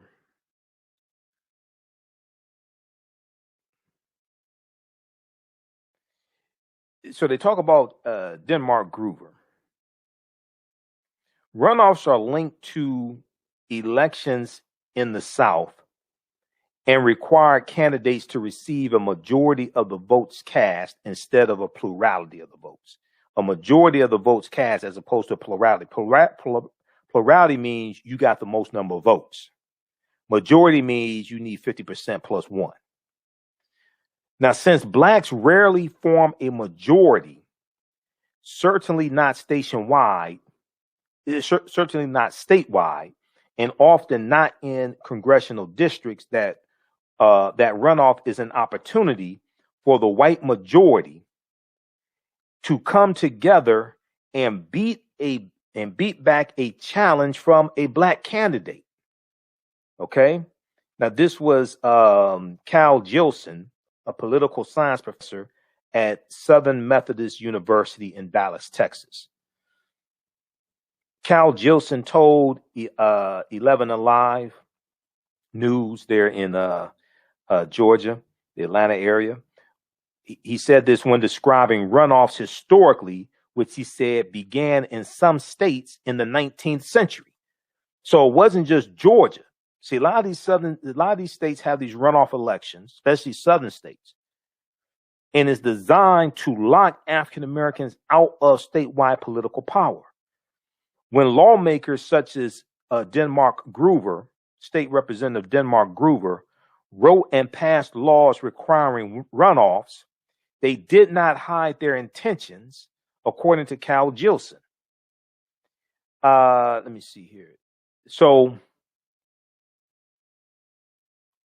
in recent years, Georgia has been one of 7 states, along with Alabama, Arkansas, Mississippi, Oklahoma, South Carolina, and Texas, where runoffs are required during primaries if a single candidate does not receive at least one vote beyond a 50% threshold in an election. In 2 other states, the bar is even lower, 40% in North Carolina and 35% in Louisiana. South Dakota and Vermont have very limited instances in which they use runoffs according to Ballotpedia. Only Georgia and Louisiana use runoff elections for general elections according to Ballotpedia, both southern states. Okay, both former Confederate states also. Both states committed treason and sided with the Confederacy and fought against the Union to maintain slavery during the Civil War. All right, now I want to go to this clip here. Let's go to this. This deals with the history of runoff elections. All right, let's cue that up. Just a second. We'll cue that up. All right, let's go back to. So, see, it's important to understand this history because this ties into what's going on today. And the people's history and culture teaches them how to deal with the problems of the past in the present and the future to meet the needs of the community. To understand what's taking place today, how we got here, we have to understand the history and the laws that were put into place that got us to this point. Georgia has shifted to the center of the political universe with 2 Senate races. The process of runoff elections may seem fairly simple, but these contests once served a racially motivated purpose. 11 Alive's Joe Hankey with more for us tonight. While many Georgia voters may be familiar with runoff elections, they may not be familiar with the history of runoffs in Georgia and across the South. At the Georgia state capitol in the 1960s, a state representative named Denmark Groover led a charge for runoff elections. A federal report looking at civil rights in America calls Groover a staunch segregationist who pushed for runoffs in Georgia as a way to challenge growing black political power. And, quote, support for the majority vote plan reinforced the moderate segregationist position. It did not remove anyone's right to cast a ballot, but it was commonly regarded as hampering African Americans to stigmatize bloc voters. While still allowing black voters to cast a ballot, runoffs at the time made sure candidates representing the white majority, not the interests of black citizens, would be elected. They don't function precisely that way anymore, but one has to wonder what function they do have. Cal Jilson is a political science professor at Southern Methodist University in Dallas, Texas. He says runoffs are linked to elections in the South, requiring a candidate to have more than 50% or a majority of votes cast to win an election. Runoff is an opportunity for the white majority to come together and beat back a challenge from a black candidate. Frequently, as you know. And when lawmakers such as Groover wrote and passed laws requiring runoffs, they did not hide their intentions. Before anyone was politically correct, people spoke very directly about their sense of race and the importance of maintaining white supremacy. And that's what these electoral rules were intended to do. Currently, Georgia is only one of 10 states, primarily in the South, using runoffs and primaries. Only Georgia and Louisiana use them for general elections. Jilson views runoffs as outdated election law. There's less and less reason, and really fewer and fewer states as time goes by that use runoffs.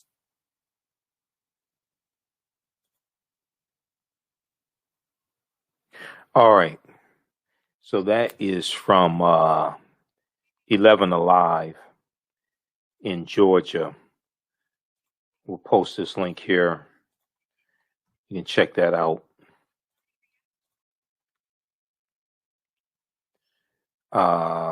Okay, let's continue here. Okay, so I'm going to go back to this article from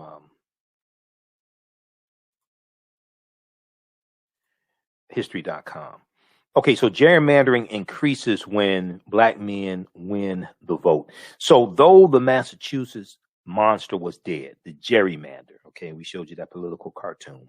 Though the Massachusetts monster was dead, the practice of gerrymandering continued for over 2 centuries, usually increasing or decreasing depending on the intensity of two-party competition at the time. There are fewer obvious instances of gerrymandering during the so-called era of good feelings from 1815 to 1825. There are fewer obvious instances of gerrymandering during the so-called era of good feelings from 1815 to 1825, yet gerrymandering increased in the 1830s after politicians established the rival Democratic and Whig party. So the Democratic Party was founded in 1828. The Whig Party, WHIG, is going to be founded about 1834. Okay. The Republican Party doesn't exist at this time. The Republican Party is not founded until 1854. So contrary to popular belief, because I still see some people posting on social media nonsense like the Democratic Party created slavery or something like that. The majority of the time slavery existed in the U.S., you didn't have a Democratic or Republican Party. I don't know where they got nonsense like that from, but okay. So when African-American men won the right to vote after the Civil War, so this is going to be the 15th Amendment of 1870, gerrymandering was taken up a notch, Professor Thomas Hunter says. Southern states in particular drew districts to maximize the electoral advantage for the Democratic Party, which most white Southern voters supported. And they supported the Democratic Party, most white Southern voters at this time, during Reconstruction, they supported the Democratic Party over the Republican Party, which most African Americans supported at this time. This is long before the party realignment takes place. This is even, and this is before the Compromise of 1877, where the Democratic Party, where the Republican Party agreed to remove the Union troops out of the South, which were enforcing the laws to a certain extent to protect African Americans. The Republican Party agreed to remove the Union troops out of the South because that's what the Democrats wanted. In exchange, Rutherford B. Hayes, the Republican candidate for the 1876 presidential election, would become president because neither Rutherford B. Hayes or Samuel J. Tilden had enough electoral college votes to become president. This is known as the Compromise of 1877, which ends Reconstruction. So most of these black conservatives that say African Americans should lead the Democratic Party and go back to the Republican Party, there's two things they don't want to talk about. One, they don't want to talk about the Compromise of 1877. One. Two, they don't want to talk about the Lily White movement in 1928. Because the Lily White movement in 1928 was an effort by Republicans to push African Americans out of the Republican Party, ignore our issues, ignore our concerns, ignore the rise of the Ku Klux Klan. And that second incarnation of the Ku Klux Klan, that was founded in October 1915 by Reverend William Joseph Simmons. Reverend William Joseph Simmons founded the second incarnation of the Ku Klux Klan, which involved both Democrats and Republicans. Okay. And you have the rise of the Ku Klux Klan in the 1920s. And you have Republicans in 1928. They wanted to get Herbert Hoover elected as the Republican candidate. Herbert Hoover was running against a moderate Democrat named Al Smith from New York. So the Republicans implemented a Southern strategy to appeal to Southern segregationist Democrats in 5 former Confederate states and ignore the needs and concerns of African Americans, ignore the rise of the Ku Klux Klan. And Herbert Hoover wins that 1928 presidential election. He only serves 1 term because October 1929, the stock market crashes. Then you have the Great Depression. Herbert Hoover mishandles the Great Depression. And then this is going to lead to Franklin Roosevelt winning that 1932 presidential election. And because of Herbert Hoover, you're going to see African Americans start slowly going over to the Democratic Party. And more of us are going to start supporting President Roosevelt. And he gained more support also because of the New Deal. And even though we were discriminated against some in various aspects of the New Deal, it was still somewhat beneficial to us. And the Republicans are continuing to ignore our needs. And then in the 1947 presidential election, the Democrats had a more pro-civil rights agenda. And at the same time, you're going to have Strom Thurmond, who was a Republican. Strom Thurmond was a Democrat at the time. He's going to run for president as a Dixiecrat. These Southern segregationist Democrats. He's going to run for president as a Dixiecrat against civil rights. Strom Thurmond. He's going to lose that election. Strom Thurmond eventually is going to leave the Democratic Party and go over to the Republican Party. So a lot of these black conservatives don't want to talk about the Lily White movement in 1928 and don't want to talk about the Compromise of 1877. Most of them don't know that history anyway. All right, let's continue. So,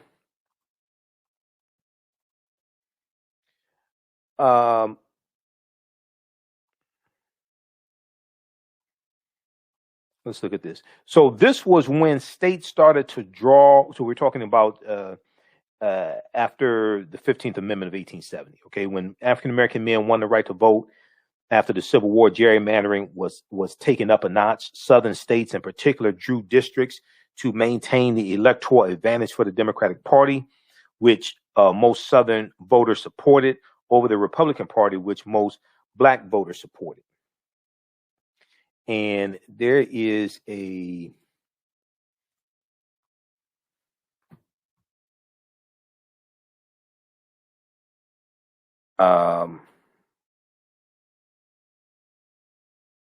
there's an article from Washington Post.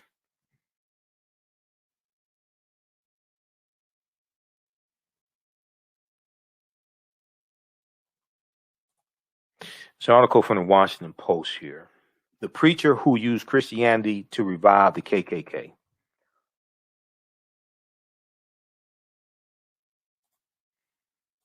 This deals with Reverend William Joseph Simmons. The preacher who used Christianity to revive the Ku Klux Klan.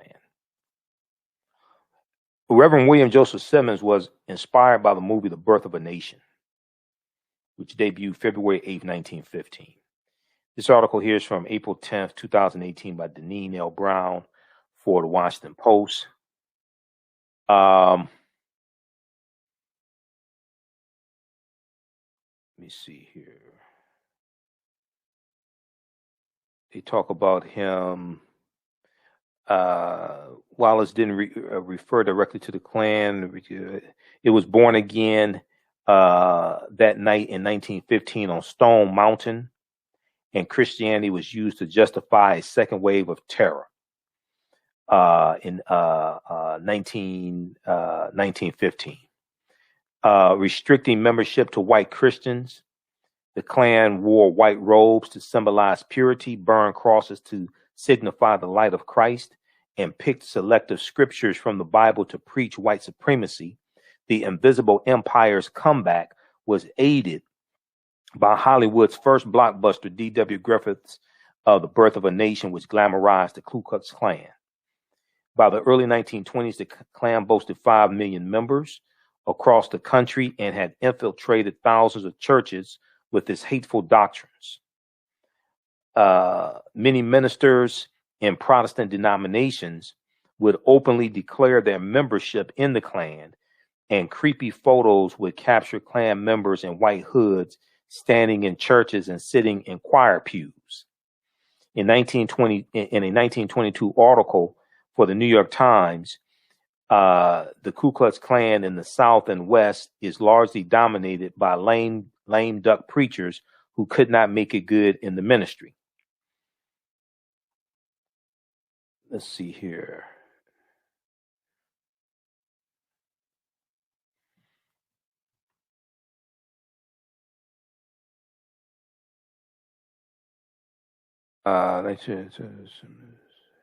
Okay, in his 1921 testimony to Congress, Reverend William Joseph Simmons said he relaunched the Ku Klux Klan after watching the film The Birth of a Nation. The 1915 racist blockbuster promoted the Klan as the great defender of white womanhood, because the movie depicts a black man trying to rape a white virgin. And the movie takes place, the movie's on YouTube. You should watch it. It's 3 hours. It's a silent movie. But the movie takes place during slavery, the Civil War, and Reconstruction. And it shows the Klan as being the heroes of white people, and they are suppressing a rebellion by former Union Negro soldiers. And they're saving white people, the Ku Klux Klan. And this movie comes out during the 50th year anniversary of the founding of the Ku Klux Klan, which was founded December 24th, 1865 in Pulaski, Tennessee. Okay, in the same month that the 13th Amendment is ratified and adopted. So the 1915 racist blockbuster promoted the Ku Klux Klan as the great defender of white womanhood. President Woodrow Wilson showed the film at the White House. There was a screening for President Woodrow Wilson at the White House of the film The Birth of a Nation also. So read this article here from the Washington Post. The preacher who used Christianity to revive the Ku Klux Klan. Okay. This is a picture here of Reverend William Joseph Simmons attends a congressional committee investigation of the Ku Klux Klan in 1921.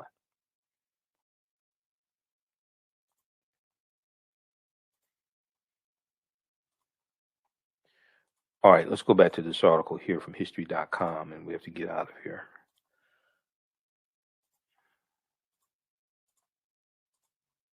If you like this type of information, be sure to register for the online course that I teach, 9-week, 18-hour online course. It starts up Saturday, May 1st, 2021, Ancient Kemet, the Moors, and the Maafa, Understanding the Transatlantic Slave Trade, what they didn't teach you in school.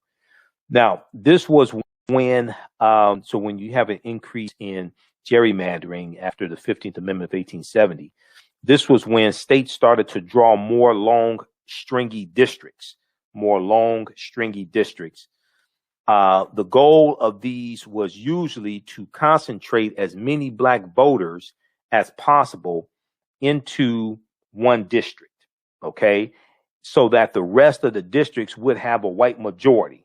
So what they're doing is they're trying to redraw district lines to pack African Americans, as many as they can, into one district, so that we then can't impact elections in different districts, okay? Pack them into one district to try to neutralize our voting power.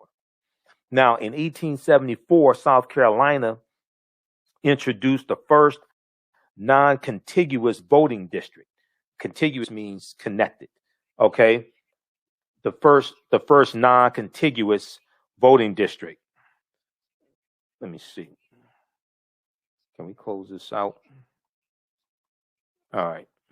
The first non-contiguous voting district. In 1874, South Carolina introduced the first non-contiguous voting district, but had to change back to contiguous districts for the 1876 election because the U.S. House of Representatives told the state, it would not seat any more members elected under such a system. In 1882, South Carolina created a boa constrictor district that concentrated Black Americans. I mean, see, a lot of us don't really understand the effort that went into trying to suppress the African American vote for decades, before 64 and 65. We can go back to the late 1800s. We can go to the early 1900s. In 1882 in South Carolina is where the Civil War started in 1860, okay? South Carolina was the first state to secede from the Union. In 1882, South Carolina created a boa constrictor district that concentrated African Americans who made up the majority of the state's population. They concentrated us into one winding district so that every other district had a white majority. Listen to this. In 1882, African Americans made up the majority of the population in South Carolina. So what they did is they packed almost all of us into one district that was a winding district to nullify our voting power. This is what's known as the boa constrictor district.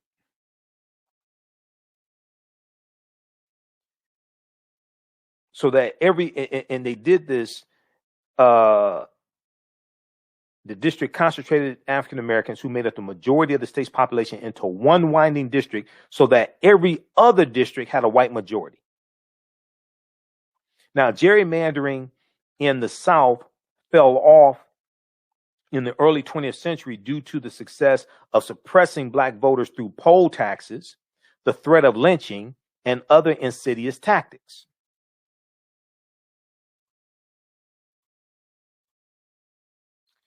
Now, because the only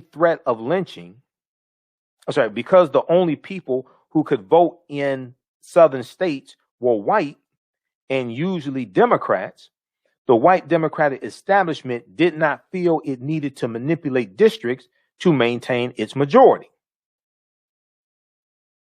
Now, during the 1960s, you have a redistricting revolution, and it's going to challenge gerrymandering.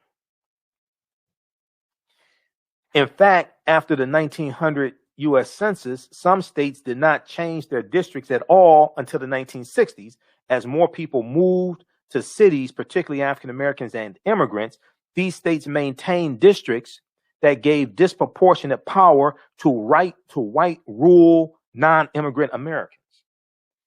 The U.S. Supreme Court changed this in the 1960s with a series of court decisions known as the redistricting revolution. Under Chief Justice Earl Warren, the court ruled that all state voting districts must have roughly equal populations. All state voting districts must have roughly equal populations. In addition, states must adjust their federal congressional districts after every 10-year census so that each of the 435 members of the U.S. House of Representatives represents roughly the same number of people. So in a congressional district is roughly 700,000 people that they represent. Okay? It's roughly 700,000 people that are represented in one congressional district. Now, combined with the Voting Rights Act of 1965, which protected African Americans' right to vote, these Supreme Court decisions ensured voters were more evenly represented in their state legislatures and the U.S. House of Representatives. The court singled out the U.S. Senate as a unique institution whose members did not need to represent the same number of people. Okay, because you have two U.S. senators and they represent a state. You have different Different states have different populations, so it's different for the U.S. Senate. But within a couple of decades, computer technology made it easy for political operatives to strategically map districts. It made it easier for political operatives to strategically map districts to benefit their party under the new rules. You've got redistricting schemes after the 1990s that were completely unlike anything you've ever seen before, Thomas Hunter says. North Carolina's 12th district became known as the I-85 district, because it basically ran along the interstate highway at one point, growing narrower than the highway itself. Modern forms of gerrymandering continues. In some ways, it's politicians picking their voters as opposed to voters picking their politicians. In some ways, it's politicians picking their voters as opposed to voters picking their politicians. So this is a really good article by Becky Little for History.com. .com is the official website of the History Channel. How gerrymandering began in the U.S. How gerrymandering began in the U.S. And lastly, there was a example of gerrymandering. Probably one I don't know if it was one of the worst examples, but it's it's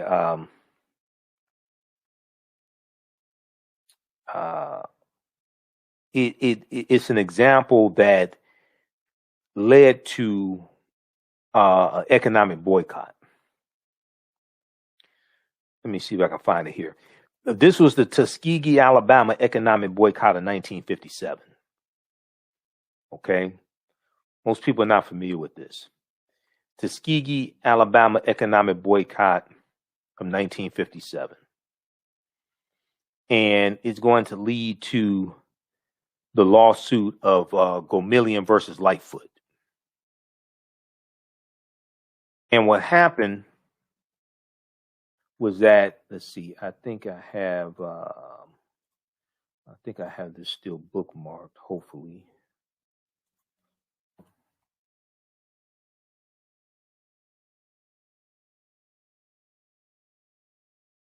I have this bookmarked, okay.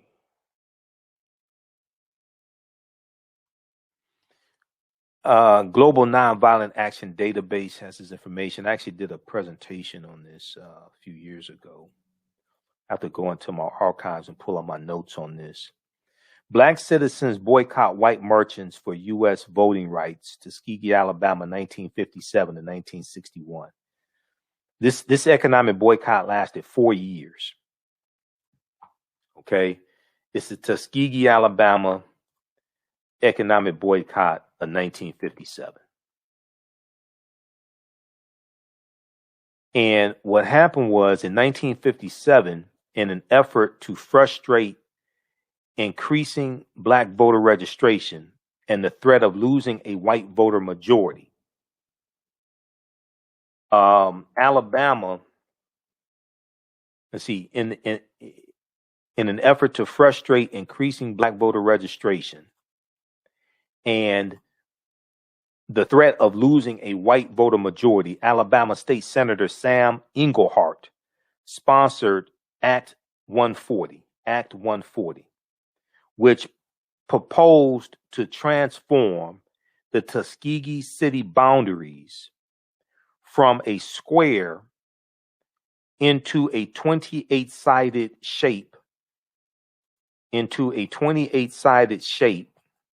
resembling a seahorse that included every single one of the 600 white voters and excluded all but 5 of the 400 African American voters.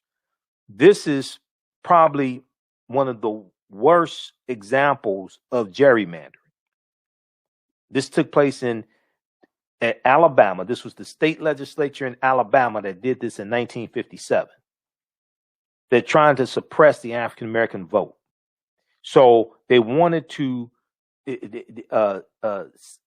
Alabama State Senator Sam Inglehart sponsored Act 140. And this proposed to transform the Tuskegee city boundaries from a square to a 28-sided shape resembling a seahorse. A 28-sided shape resembling a seahorse. That included, so they want to redraw these districts, redraw the boundaries, and when they redraw the boundaries, it's going to include all of the 600 white voters into this new district and exclude all except 5 of the 400 African American voters to lock us out. Now, this was at a time when African Americans in Tuskegee had a higher literacy rate than the white people in Tuskegee because of Tuskegee Institute. Now, Sam Inglehart, Alabama State Senator Sam Inglehart, was a plantation owner, surprise, surprise, and executive secretary of the Alabama Association of White Citizens Council, surprise, surprise. He explained, the folks up there feel like I do. Civil rights legislation is going to pass the United States Senate earlier this year or the next, and we're going to be prepared for it. We cannot stand seeing a Negro in the Alabama legislature. So we're just going to change the rules on you. So not only was he a plantation owner, he was the secretary of the Alabama Association of the White Citizens Council. The White Citizens Council starts in Mississippi in 1954 as a direct backlash to the Brown versus Board of Education 1954 U.S. Supreme Court case. And then the White Citizens Council, they're going to spread throughout the South. They start in Mississippi in 54, and then all these southern states, they're going to get their own chapters, versions of the White Citizens Council. So read about this, because this economic boycott put 100 white businesses out of business. It was the economic boycott we launched to fight back against the what was taking place in the state legislature. And they're going to end up putting 100 white businesses out of business. This boycott lasted 4 years. The Tuskegee, Alabama economic boycott of 1957. Okay, and then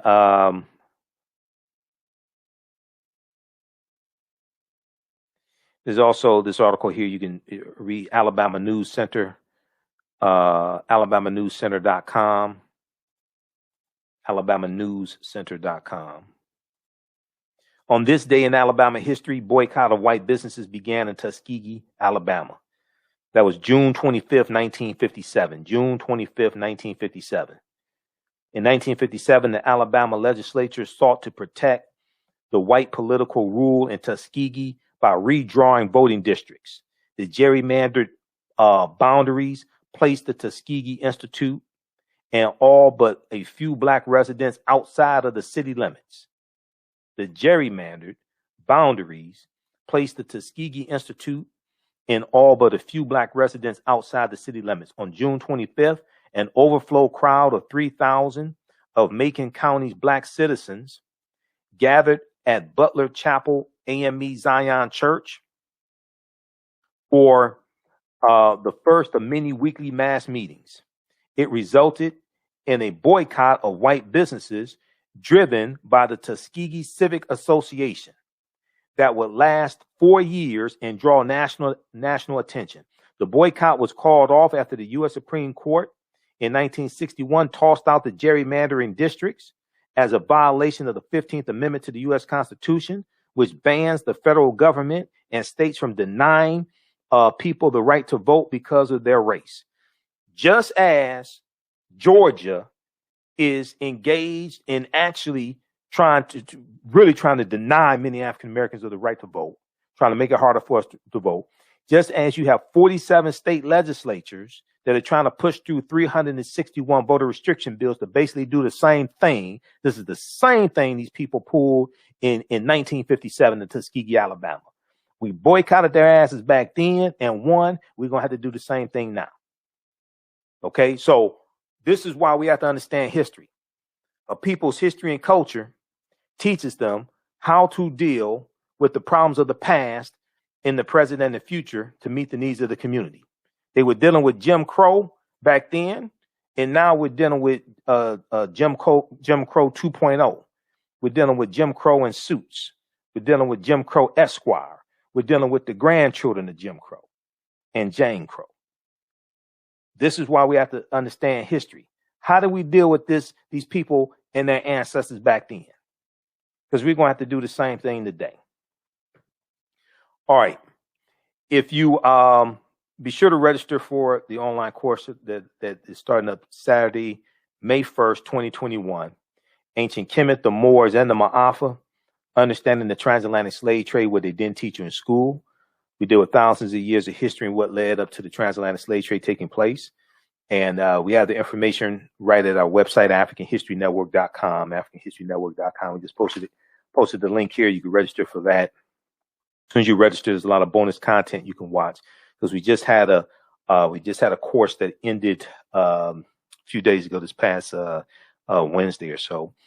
And you can go back and watch that course. And we have a new one starting up Saturday, May 1st. So when you go to our website, AfricanHistoryNetwork.com, right on the homepage, it has the information for our radio show. We're on 6 days a week, Monday through Friday, 11 p.m. to 12 midnight Eastern Standard Time. Sundays, 9 p.m. to 11 p.m. You can click here to listen to audio podcasts of our shows. Click here to read articles I've written. And then we have the information here. It's going to start up May 1st, 2021. But click right here to register. And then click here to enroll. As soon as you enroll, you can start watching content. You can watch from around the world. All these sessions, we do them live, but they're all recorded, so you can go back and watch them over and over again. Okay. And then also, if you like this type of information, you can support the African History Network, $ the AHN Show through Cash App, $ the AHN Show through Cash App, and then through PayPal, paypal.me / the AHN Show, paypal.me / the AHN Show, or at our website, AfricanHistoryNetwork.com. And when you do it through PayPal, be sure to type in $ the AHN Show, SHOW. And it'll say Michael, and it'll have my picture there as well. So this helps us keep doing the research, stay on the air, keep broadcasting 6 days a week. A lot of the type of information I share, you're not going to find this a lot of other places. We're going to deal with a lot of entertainment and gossip and things like this. All right. Look out for me on Friday on Roland Martin Unfiltered. I'm a panelist every Friday on Roland Martin Unfiltered. So we'll talk about on our show Friday, we'll talk about some of what happened on Roland Martin Unfiltered also. All right, look, we have to get out of here. Remember, at the African History Network, we focus on educating, empowering, and inspiring people of African descent throughout the diaspora and around the world. Because right now, it's correct wrong behavior is not over till we win. Wakanda forever. We'll talk to you tomorrow. Peace. Digital Dandelion's Technical Solutions works with businesses like yours to create an operations manual for your business, which is something many businesses don't have. According to AARP, more than 30% of small business owners are over 50 years old. Many business owners want to retire by selling their businesses or by passing their businesses on to their children. However, according to Forbes Investment Advisors, many retiring owners' attempts to sell their businesses for retirement fail. You cannot sell your business without a business manual. Your children also cannot inherit your business because there is no way to run it. Your business does not have to die when you leave. Their business Bible products will give you the tools you need for a thriving business that can make you money even after you retire. Are you looking at increasing your business's annual revenue? Digital Dandelions can help you make at least $100,000 in annual revenue and expand your business. Speak with them today about solidifying your business. Visit digitaldandelions.com today and get a free 30-minute consultation. For 25 years, the Black History 101 Mobile Museum has carried on the rich legacy of the Black Museum movement in America by showcasing original artifacts of the Black experience at colleges, universities, K-12 schools, corporations, libraries, conferences, and cultural events, making it the most traversed Black History mobile exhibit in American history. Dr. Khalid El-Hakim is the founder of the Black History 101 Mobile Museum, and he is a highly sought-after public speaker on topics of Black history, social studies, education, museum studies, hip-hop, and race relations. Dr. Khalid was named among the change makers for NBC Universal's Erase the Hate campaign and listed as one of the 100 men of distinction for Black enterprise. He recently founded the Michigan Hip Hop Archive on the campus of Western Michigan University. The Black History 101 Mobile Museum is currently scheduling in-person and virtual exhibits nationwide. For more information, please contact Dr. Khalid El-Hakim directly at 313-645-4197, 313-645-4197, or visit their website at blackhistorymobilemuseum.com. That's blackhistorymobilemuseum.com. You can also email him at bhistory101@yahoo.com, bhistory101@yahoo.com.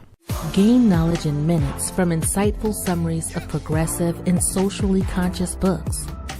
Blacklisted gives you access to curated content that'll satisfy your curiosity to learn and understand different perspectives. Empower yourself through inspirational and actionable ideas. It's easy to read or listen to on the go.